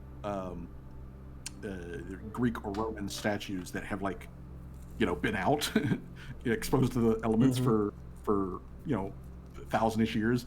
Like they still very clearly are a person, and they've got some features to them, but like they are heavily eroded. Otherwise, they are very creepy in the fact that they're all in the same position, even though they were like wearing different clothing. Like very much like this was a person, but now it's a statue, and it has been a statue for a very long time. And these things just like emerged out of the ground. Is what you said, right? Yeah, they literally just sprang up like mushrooms after. Like the earth literally just moved aside. They elevated up and then just locked into position. And by the time Callie has like gotten everything through the door and has like moved off to like talk to Rusi privately, the statues which did take damage from the fireball, that damage is completely gone. The blood and other fluids that got like splattered onto the one is also completely gone. So any evidence that they got caught in it is just vanished in a handful of minutes. And also, roughly an hour later, the eyeball disappears. Yeah, I was gonna say June is like going to like try to get like as good a look at the eyeball shaped cloud formation as she can, like to see if it was like just kind of more just like a relief in the sky, or if it's like actively like shifting, like it's like it's moving. It is straight up moving, like focusing on us as like we're moving and stuff. Yeah, like it follows individuals twitch motions that you get from like if you're like watching somebody's eyeball, of those like little just like jitters. It does that. It blinks even. I'm going. But after an hour, the clouds turn back to normal clouds, and it dissipates very. Before it dissipates, at some point, Tim's going to like very carefully pull the gem out of the bag. Not gonna hold it up or anything, but just like hold it out slightly. It does focus on the gem. Okay. It looks at it, makes note of it, and then continues to sort of like scan whatever you guys are doing as slides it back in the bag. Callie doesn't see any of this because she got talked to her. Yeah, because you're elsewhere. So after an hour, the eyeball goes away, but it is still nighttime. If I can get the right fucking layer. Come on, Wrong you got it, buddy. I believe in you. There we go. You got it. So,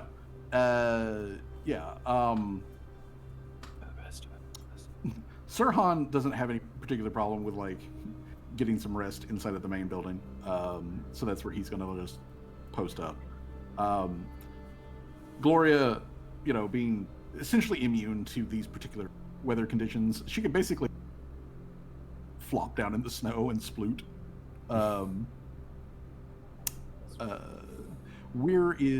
Although she is curious to know, where is Tim going to like take his rest at?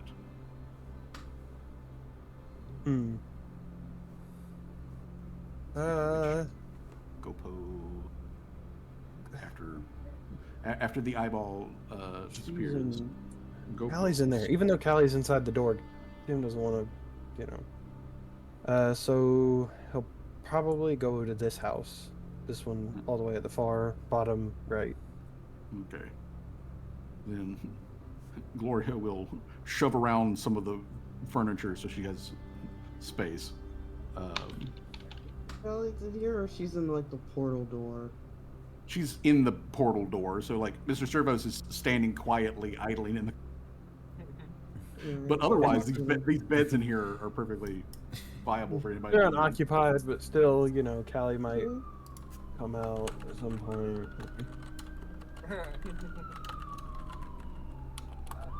Shit, I'm trying to think, where the fuck, would Seamus be?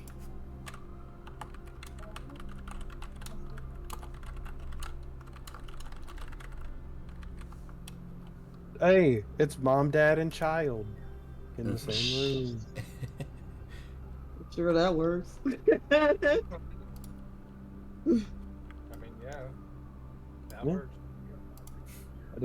Don't you, June? What are you doing? Gloria says yes. Hey, you know what? Yes. Tim's like, I don't even know if this is gonna work, but let's do it. We hotbox in this house, baby. honestly, after the last couple of hours that you guys have had, Gloria needs a little bit of medicinal care anyway. Let's go. Yeah, She needs June a had the little same hot dog. idea. Tim lights one up, and then Tim lights one up, and then gives one to Brick. He's like, "You got this, dog." Does it even do anything to you guys? He's like, yes, I do in fact have it because you get. What does that mean? But I mean, technically, Tim can be affected by drugs. Let's go. So there's that. Thankfully, Pot's got a really fucking low saving throw for addiction. But you will need to make one tomorrow. So, Sick. so otherwise, everybody finds a comfortable spot to rest for the evening. Nobody saves or anything like that because everyone is under cover and therefore, protected from the environment and such. So, as we kind of close out the evening on brief interlude back over at the workshop, and inside of the workshop, everything has been put away for the day. There's all the evidence that Callie has come to expect, seeing that her various workers are working on the projects that she assigned to them. Sorry. You're good. Yeah. But Rusi shows off that not only did Torque come by and put up some decorations, basically there's a couple of wreaths that have been hung up. There's some other things, and he has no idea what any decorations are actually for. He's never participated in surface dweller celebrations for the solstice, so he doesn't know what these Christmas decorations that are hanging up have anything to do. And he's like, I don't know why, but she hung up this one over the door, and it's just a thing of mistletoe with a little bell that's hanging there. And he's like, she hung that one up, and she said it was for for people to stop under, and I think maybe it has something to do with some sort of blessing or good luck. I don't know. She wasn't clear about it. God, who's Rusi gonna date? You gotta get this boy back into business. Well, funny thing here. Let's go. The funny thing here is that okay, so Rusi is in his late 20s, chronologically speaking. He's in his late 20s, but in his brain hasn't had any development and add on since he was basically 18. So he's 18 or 19 years old, mentally speaking, even though he's closing in on 30 physically. I mean, makes sense. I mean, he was on ice for 10 years. Yeah, he was on ice for a decade. But I mean, he's picking up. He's rapidly absorbing and whatnot, getting caught up on things. He does after him and Callie get an opportunity to kind of sit down, and he's pointed out the decorations. and whatnot. He does kind of like go quiet after the mistletoe, and then he sort of like lowers his voice, even though he has no reason to. But he lowers his voice sort of conspiratorially and like leans over to Callie and he's like, How strongly would you say that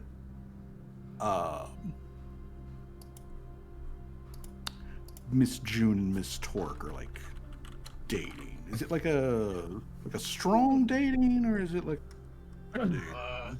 Ignore me. Callie Callie is like looks at her brother and is like, brother, I don't know anything about that stuff. So I okay. I wouldn't know. Don't forget I said anything about it. Callie would literally say just beats me. I wouldn't really know. I'm not. That's the one thing I don't know a lot about. Anyway. The one thing in the whole world that Callie doesn't know anything about is relationships. And, like, how Although they she work. tried to like set her dad up with Larry. Yeah.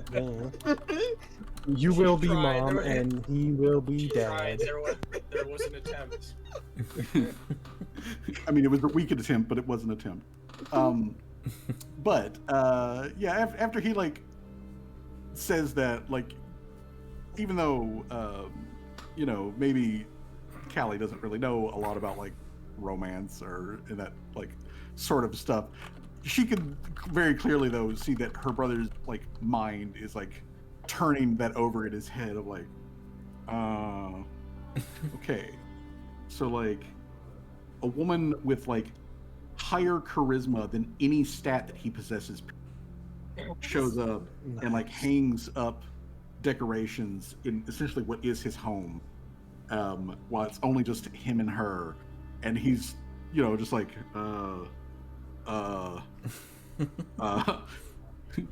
am I supposed to read more into that or what? I am confused.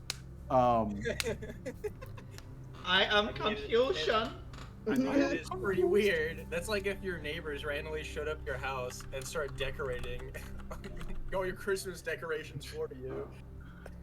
Your That would be incredibly pretty- kind, hot neighbor came over to hang up Christmas decorations, and you're just like, you're incredibly Jesus. kind and like hot as a porn star neighbor just randomly shows up, quote unquote randomly shows up to you know, put decorations up in your house. Yeah, and he doesn't know how to take that. He's straight up confused, because he doesn't know if Torque is just being kind or if maybe there's more to it.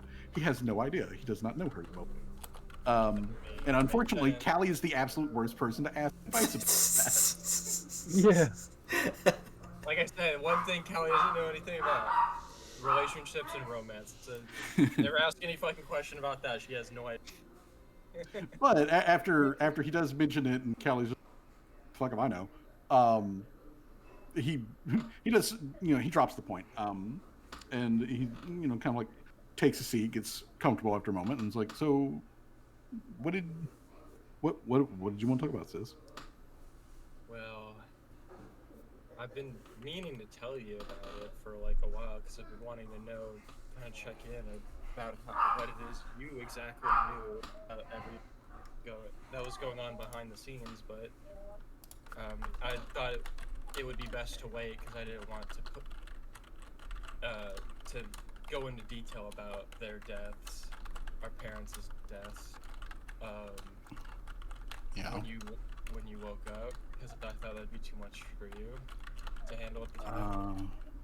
But you know, that's honestly, that's probably for the best, Callie. I'm not gonna lie to you. I'm still really trying to process everything. And like you know, you see him like look down at himself, and he does glance momentarily at his robotic arm, which he has gotten much better. But like he looks down at the rest of him, and you know, he like looks back at Callie and he's like, some days like trying to figure out why my knees hurt from standing, and just the whole like, I was looking in the mirror yesterday, and I looked over at where you hung up the painting and everything, and I tried thinking back on like the last time I saw Dad, and like I remember thinking, or just having that feeling at the time that he was so much older and mature than I was, and now I'm looking in the mirror and it's not his face, but like it's my face, and there are lines that I don't know when I got them. I don't sometimes recognize myself, and I mean that's not like a super big thing. I kind of mentioned it to Doc Button, and she really, I don't think she, I think it's kind of out of her depth about it, but like she did suggest that maybe I might want to like uh, talk to a therapist. I'm not sure exactly what a therapist is, but she said that they're therapists, and And what? maybe one of these days I'll take a look. Um, but that aside, I mean, what do I know about? Um, well, I mean, I kind of put together the context clues pretty quickly that they were sort of out of the picture. Of course, I didn't really know how, but like, I've had a couple of conversations with Seamus and whatnot, and he's a pretty okay dude most of the time. Sometimes he's a little weird, not gonna lie. Um, but he does seem to have, like his heart in the right place. He does, I think, genuinely like care for you as like an adoptive, as an adoptive parent. So like that makes me feel better, honestly. But like, he's kind of let a little bit slip here and there. I know that he's also, take it easy on me, and I do appreciate that. So I guess next time you see him, let him know I said that. But I kind of put together that like whatever happened, it wasn't pretty. And he told me a little bit about what happened, while I was still out when you were in runoff, and how people treated you. So I've been bouncing around a lot of different feelings. Uh, so I don't really know if I don't know if this is going to hurt more or less if we talk about it. But I think if we don't talk about it, neither of us are ever going to see any sort of like closure or whatever. Well, I'll tell you what happened that day. Well, it was from my very vague memory of that day. I remember specifically that you came back, or like something came back that was pretending to be you. It wore your face, and we were so happy. I remember like our parents' faces when they were so happy to see you. And I remember being so filled with joy to see you again after so many long months without seeing you. And so, we just went about as normal, just let you stay for the night, because we weren't expecting you to stay that long. And, well, whatever it was that was pretending to be you transformed in the middle of the night and it murdered our parents. And the only reason it didn't kill me was because I hid in the little cubby hole in the room that I was staying in at the time. Hmm. And I just remember all those years, 10 years afterwards, wondering what actually really what happened that day, whether it was you or if it was a fake you pretending to be you, going on and on in my head over and over, wonder if really transpired that day, wondering why something used your face to specifically, and why they decided to use such deception, commit such an atrocious act. I mean, I wish, Callie, that I could tell you that they talked to me. You know, even if it was, like me being a prisoner or whatever, taunting me or anything like that. But like, I've got some vague memories that feel like dreams more than anything else. And one thing that I know, like for certain, is that there were two voices that would, I guess, talk to me, or I don't know, probe me for information. Because it wasn't like they were talking to me to prompting me to to think about things.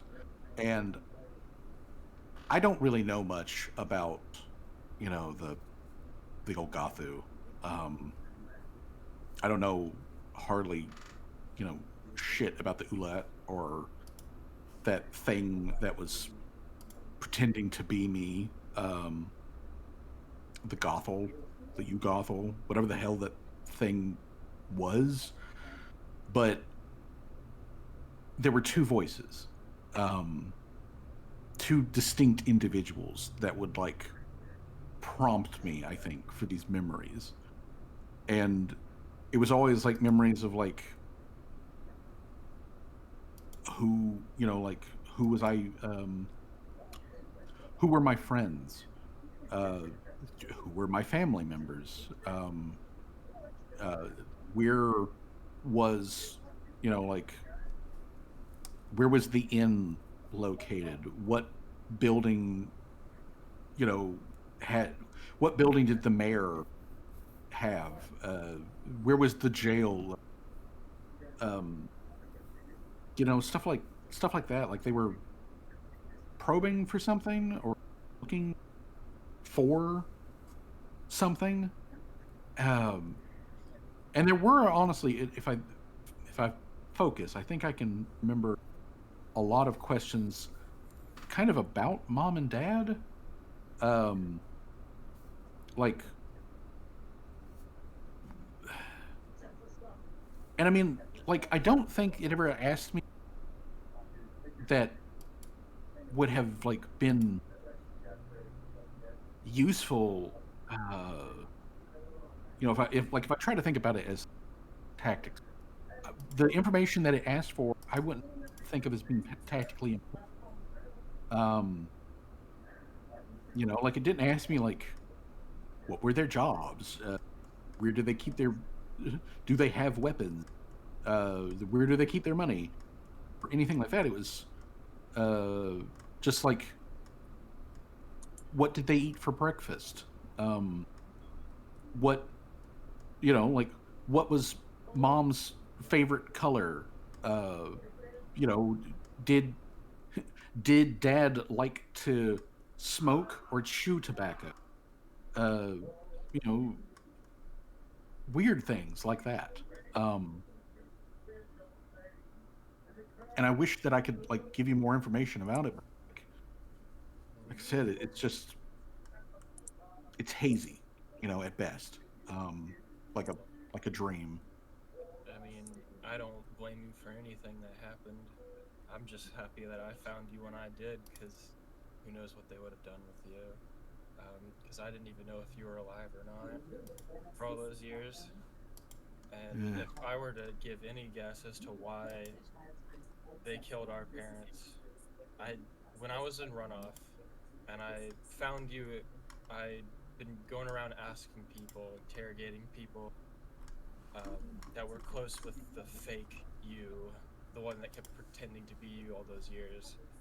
And what kept coming up was they kept bringing up what our parents, something like a project or something our parents were working on way before any of that happened, before the murders, before maybe even before I was born. Hmm. That I personally, I think whatever it is they were working on might have spooked. And the most ominous thing that I probably was told was one of the Agathu spoke in our head, and they said another Pheno has stopped our plan, like something along the lines of another Pheno has stopped our plans. And I feel like the first time was related to our parents in some way. I mean, I guess because, and he looks, he looks pointedly down at his missing arm. He's like, I wasn't the other Pheno that stopped them.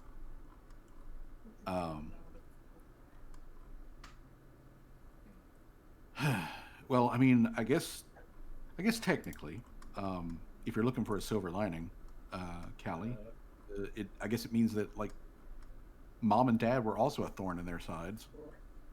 Yeah, that's kind of brought me a bit of joy in that, knowing that, I guess, and knowing that I'm just as big a thorn in their side as they were, if not worse, because I survived. Well, I'll honestly, make sure they all pay for it.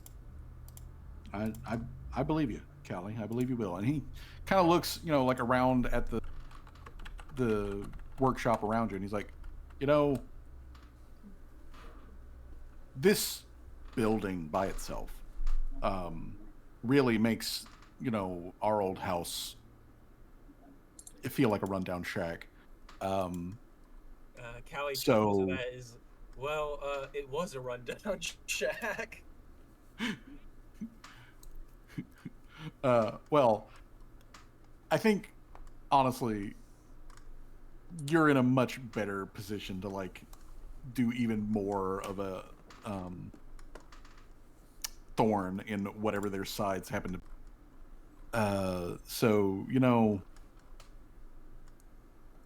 I guess honestly, Callie, you should just keep on doing what you're doing. You've already fucked them over once. It's probably just gonna come up again. I'll make sure of it. I've been scheming about ways that I could get back at them, because honestly, the best revenge I could ever do in our parents' memory is to make sure that every last one of those psychic fish are extinct and are wiped off the face of the earth, honestly. I'm right there with you, Callie. Although, when you get around to actually making active move on them, let me know, because I'd really like to use this on Flex's extends the blade out of it. He's like, I'd really like to use this on them. Yeah, I'll make sure to call you. We both have a bone to pick with with those fuckers, so.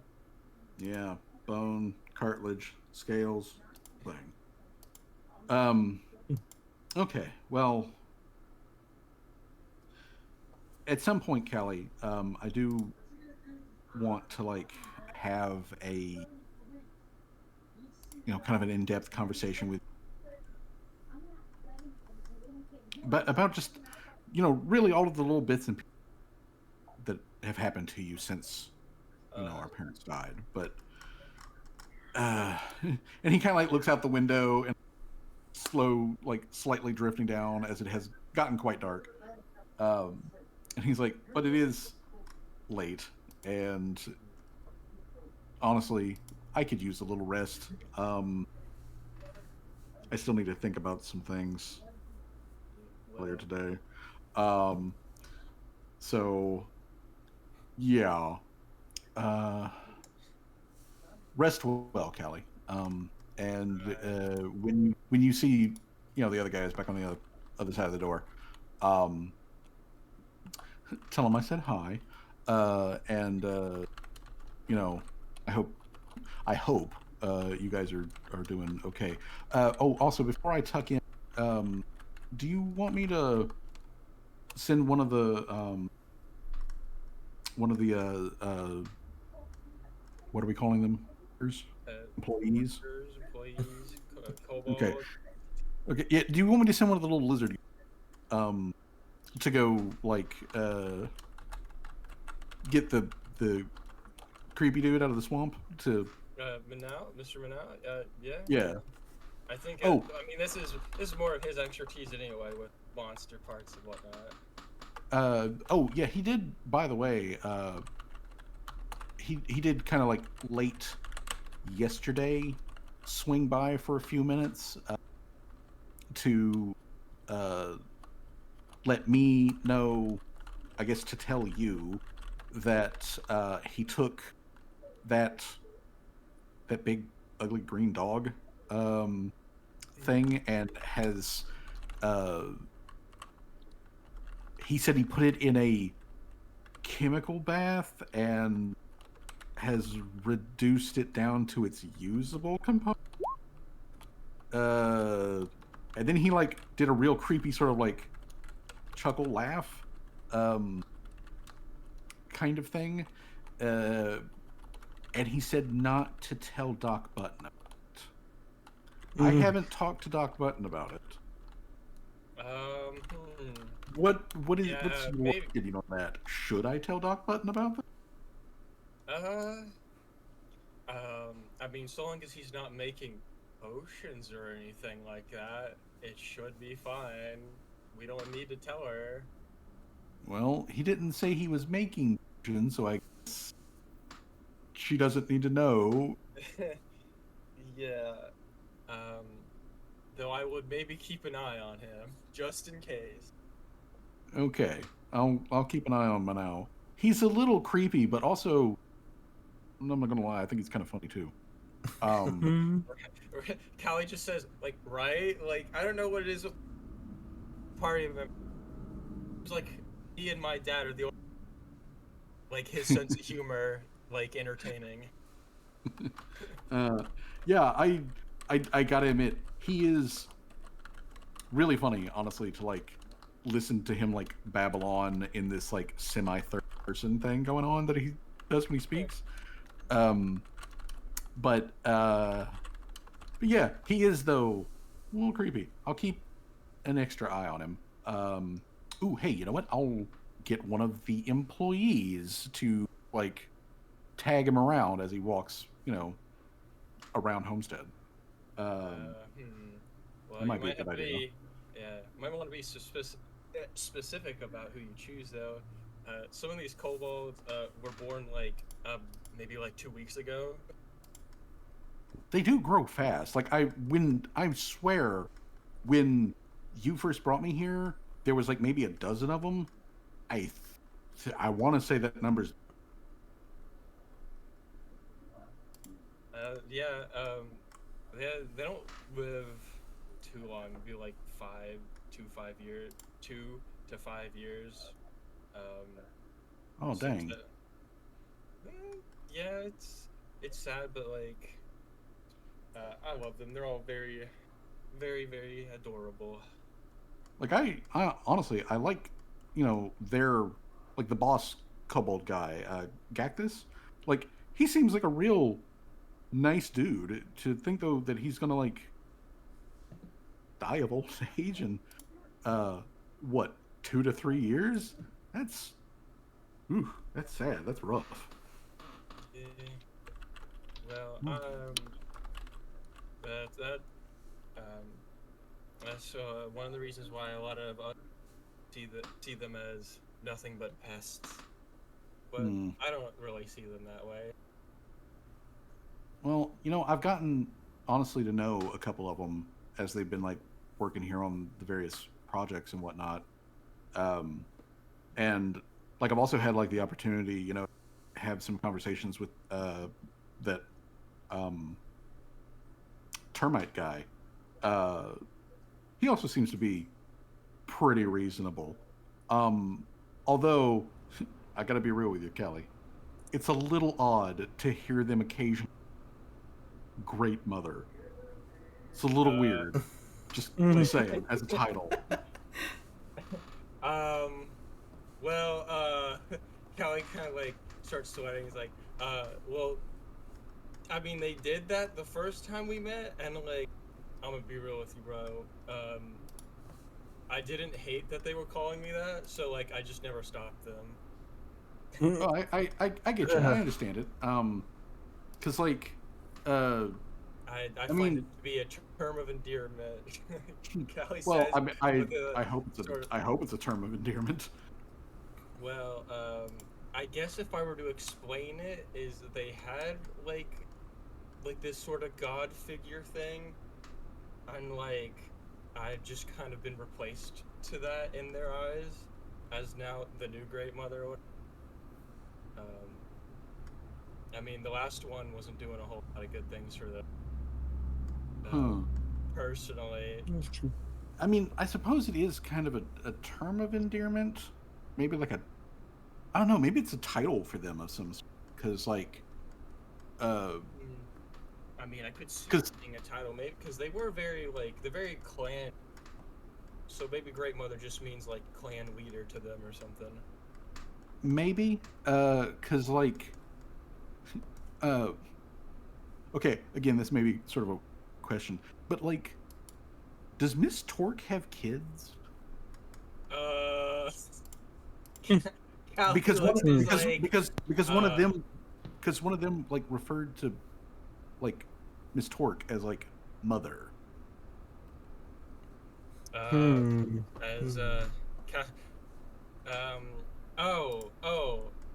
then like snaps her fingers like, women and they're very matriarch. They see they're in their so like they're sort of like society. If you want to call it a society, but yeah, they're very matriarch. The women as being more powerful, and they usually hold powers of position, and they see them as like they see them like way higher up, I guess, on their rank system. They think highly of the matriarchs. Okay, I guess that makes sense because like I don't know, it always feels like like when I tell the kobolds to do stuff, like they usually tend to like snap to it. But whenever I like issue a command to Polos, like they do it, but like it doesn't feel like they're jumping. Like it's snap thing. But like I've seen Torque like ask them to do stuff, and they just immediately drop whatever they're do that.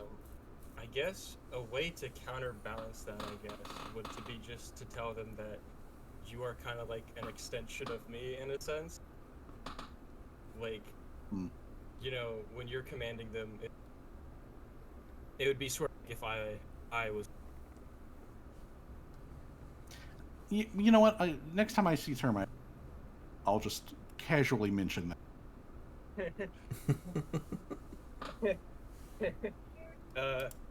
Next time we chat, tell me if it works. Yeah, I'll let you know. I'll keep you informed. Yeah. Well, it's good to hear that things are going well at the homestead. As far as everything seems to be going, it seems everything's going well. Yeah, things are doing pretty well. I've told you before, I have no idea how any of this stuff is actually here in the workshop, so I can't tell you how far the kobolds have progressed on these things. But Gacthus tells me that they're making progress on schedule with projects you left them, so I guess that's going forward. That is good to hear. I've had that bottle of infinite atmosphere. I had I had some schemes that maybe I could go through with and see if they work. One, brother, do you want to hear one of them? It's quite Yeah, funny, actually. I was sure. thinking of putting the magic bottle of infinite atmosphere in front of like say like a windmill, and then now we have like infinite power essentially. It would blow the Wait, the windmill. don't they use windmill like grinding stones to like make flour? Yes. Infinite bread. Huh. Infinite bread, or maybe we put it in. Unending breadsticks. Let's go. But yeah, having it hooked up to a windmill, I could essentially have it be like infinite wind, essentially, that blows the windmill up. Or maybe even put it in front of like a wheel, and then it powers the wheel in process. I mean, I guess so, because like I have seen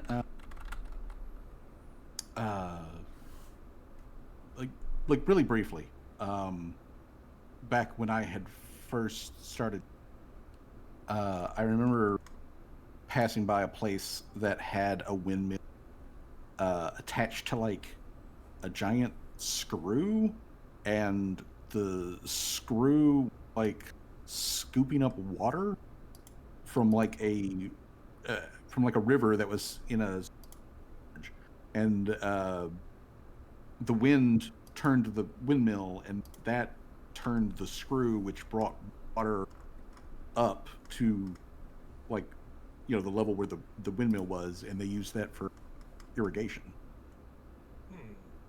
Well, if anything, that could be useful to the farmers that are living there. Gakthis was kind of like looking at me funny because he was like, infinite air, can you like eat that? And I was like, Gakthis, you breathe air. I mean, he is a chill dude, but occasionally he does seem a little slow. If anything, it is just one step closer to my plan to get to the Agathoths. Because, well, what can you do with infinite air? I was even thinking about maybe using it to build like a vessel that can work underwater because of filtration of air, breathable air, and whatnot. I mean, that does that. Well, I mean, that would be very useful for the rest of your party. Yeah, the ones that they're don't all, like, breathe underwater. Him just needs a long enough pipe. Dang it. Although, actually, now that you've mentioned that, you know what idea I'm having? What if you get your hands on one of the masters, Veiled Masters, and then like you take the infinite air supply thing, and you just shove it down their throat and turn it. Agreed. That does sound like a very interesting. Like, let's see how they like being a blowfish. That sounds like a Insert I- fish eating carrot. I Well- hear you. I hear you. That sounds like very a much. biblically fantastic idea, brother. That does sound fun. I'm looking forward to attacking them. Okay. That's funny. And just more things for me to like put down on my list of things that I make sure that I'm gonna go get some rest. You get some rest, and good luck tomorrow with wherever your adventures take you. Yeah, we gotta go meet some guy who's praying to the moon or something like that and was staring down at us through the clouds or some shit. You know, some weird culty stuff. You know, just the typical. Hashtag more cults. Be careful. Yeah, I will. I am always careful. I always plan at least 2 steps ahead. Okay. Well then, this will be where we will otherwise call our session. It is about 20 minutes after 10 Eastern Standard Time. So, everybody, thank you for showing up and putting up with my horse shit. This combat with the Stygear beast and all, like, I knew this was going to be fun. I was really looking forward to it, and it ended up being pretty dope. It was honestly though, it was just hilarious how you guys just kept telling the Stygear no, trying to use ability on. I wouldn't say that. Callie was hyper focused on one particular person the entire fight. She was not allowing him to end that fight ever. We will need to address Stone Curse on Callie at some point, but like it's a curse. Yes, it is straight up a curse. It is a permanent start slowed of your condition. petrification. It's a permanent curse. Well, fuck. We have to. Maybe we could sell one of the gems and get like a like an anti-curse or some shit. There is to break it specifically, but it does take it will take some research to figure that out, and we'll have to see that for the next session. Alright, Would it fall under arcane for it? Yeah, Arcana or occult, whichever one is the better one for the person who's using it. Okay, 25 is good enough. Swag. Okay, so basically what's going to happen, the wound will need to be cleaned with some basically you have to find blood of an earth creature from the earth. You need that. The wound needs to be cleaned with a solution that's made from, and then the wound and the person who needs to get 8 hours uninterrupted direct sunlight on that spot to remove the curse. Well, we already got an earth creature. We got the Bobble Beast. We'll just need to harvest him, I guess. Yeah. Bobble Beast blood. Bottled bobble blood. The thing about that is 8 out. So you'll need a bobble of 8 hours Triple of B that's not recommended sunlight. by the Better Business Bureau. It is not. 8 hours of sunlight might be hard to and then get Callie will spend an entire day just like sunbathing. It's kind of funny though to think that like the wound is still like open when she's talking to her brother, and it's just leaking like gray substance or whatever. Like the entire conversation. It's starting to drip sand. I mean, I would imagine that probably in the early stages of that conversation. Okay. So I guess yes.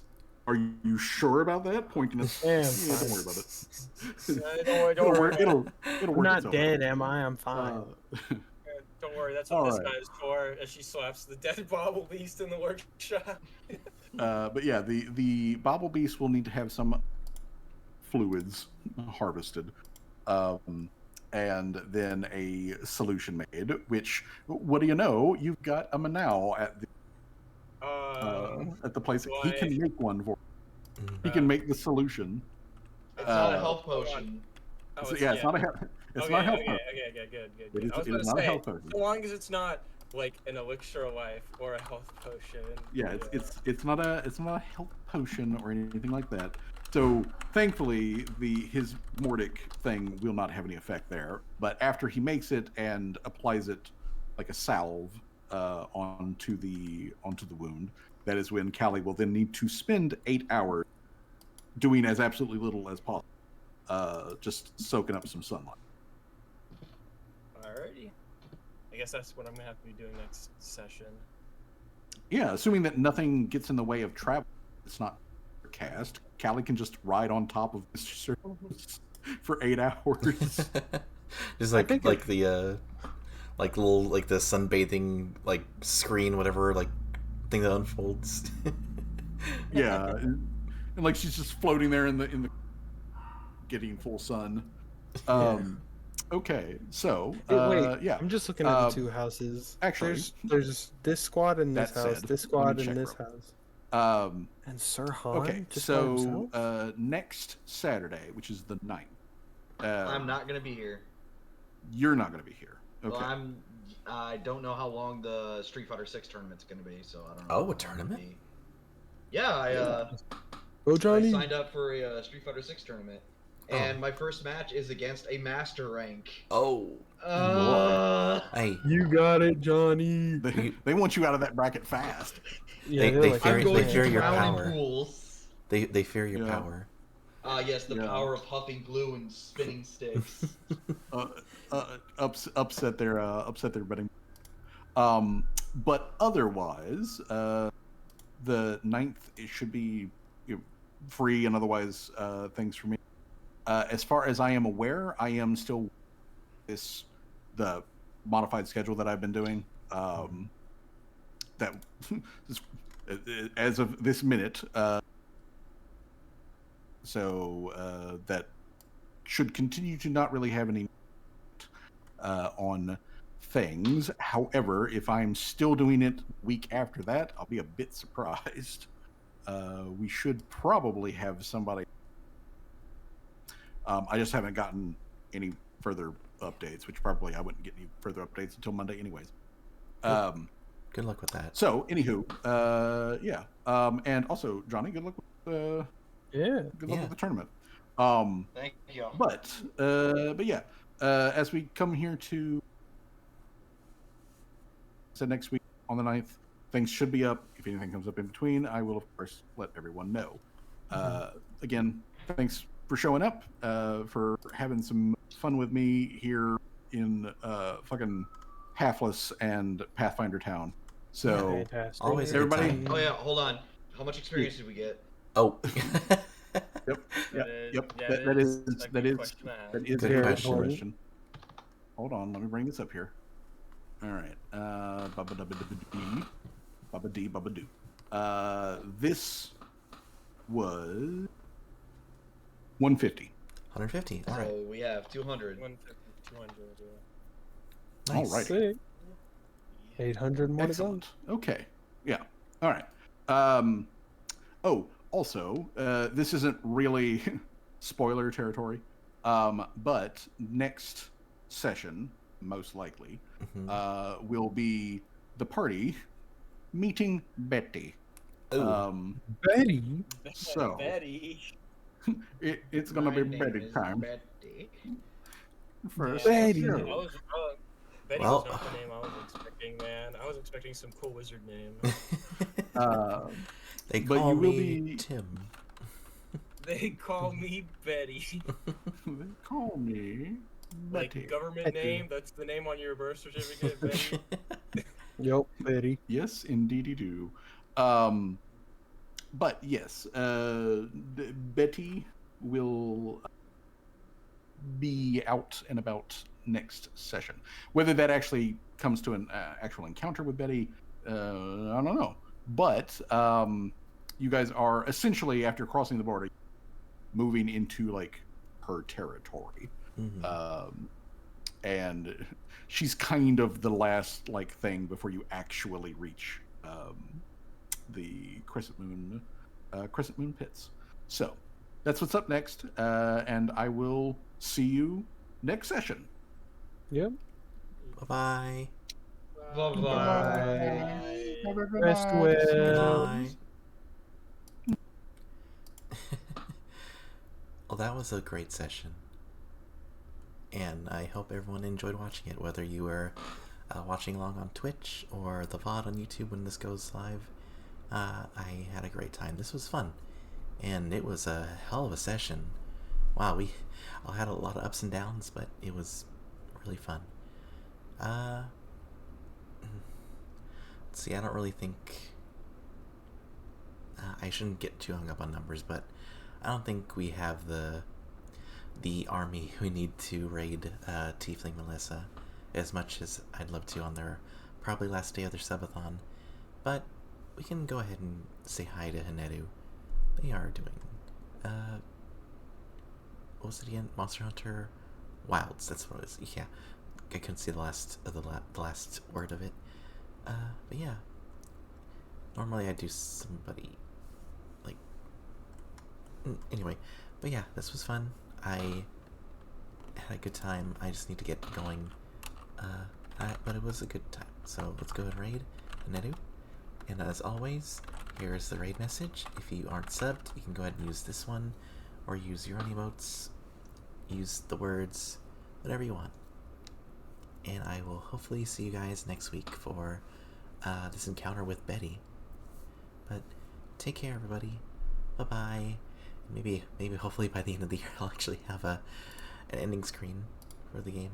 But we'll just go ahead and I guess count down. We'll do 10, 9, 8, 7, 6, 5, 4. Oh, I should probably copy my own weird message before I forget. Okay, there we go. Okay, from the top. 5, 4, 3, 2, 1. Bye, guys. Mwah.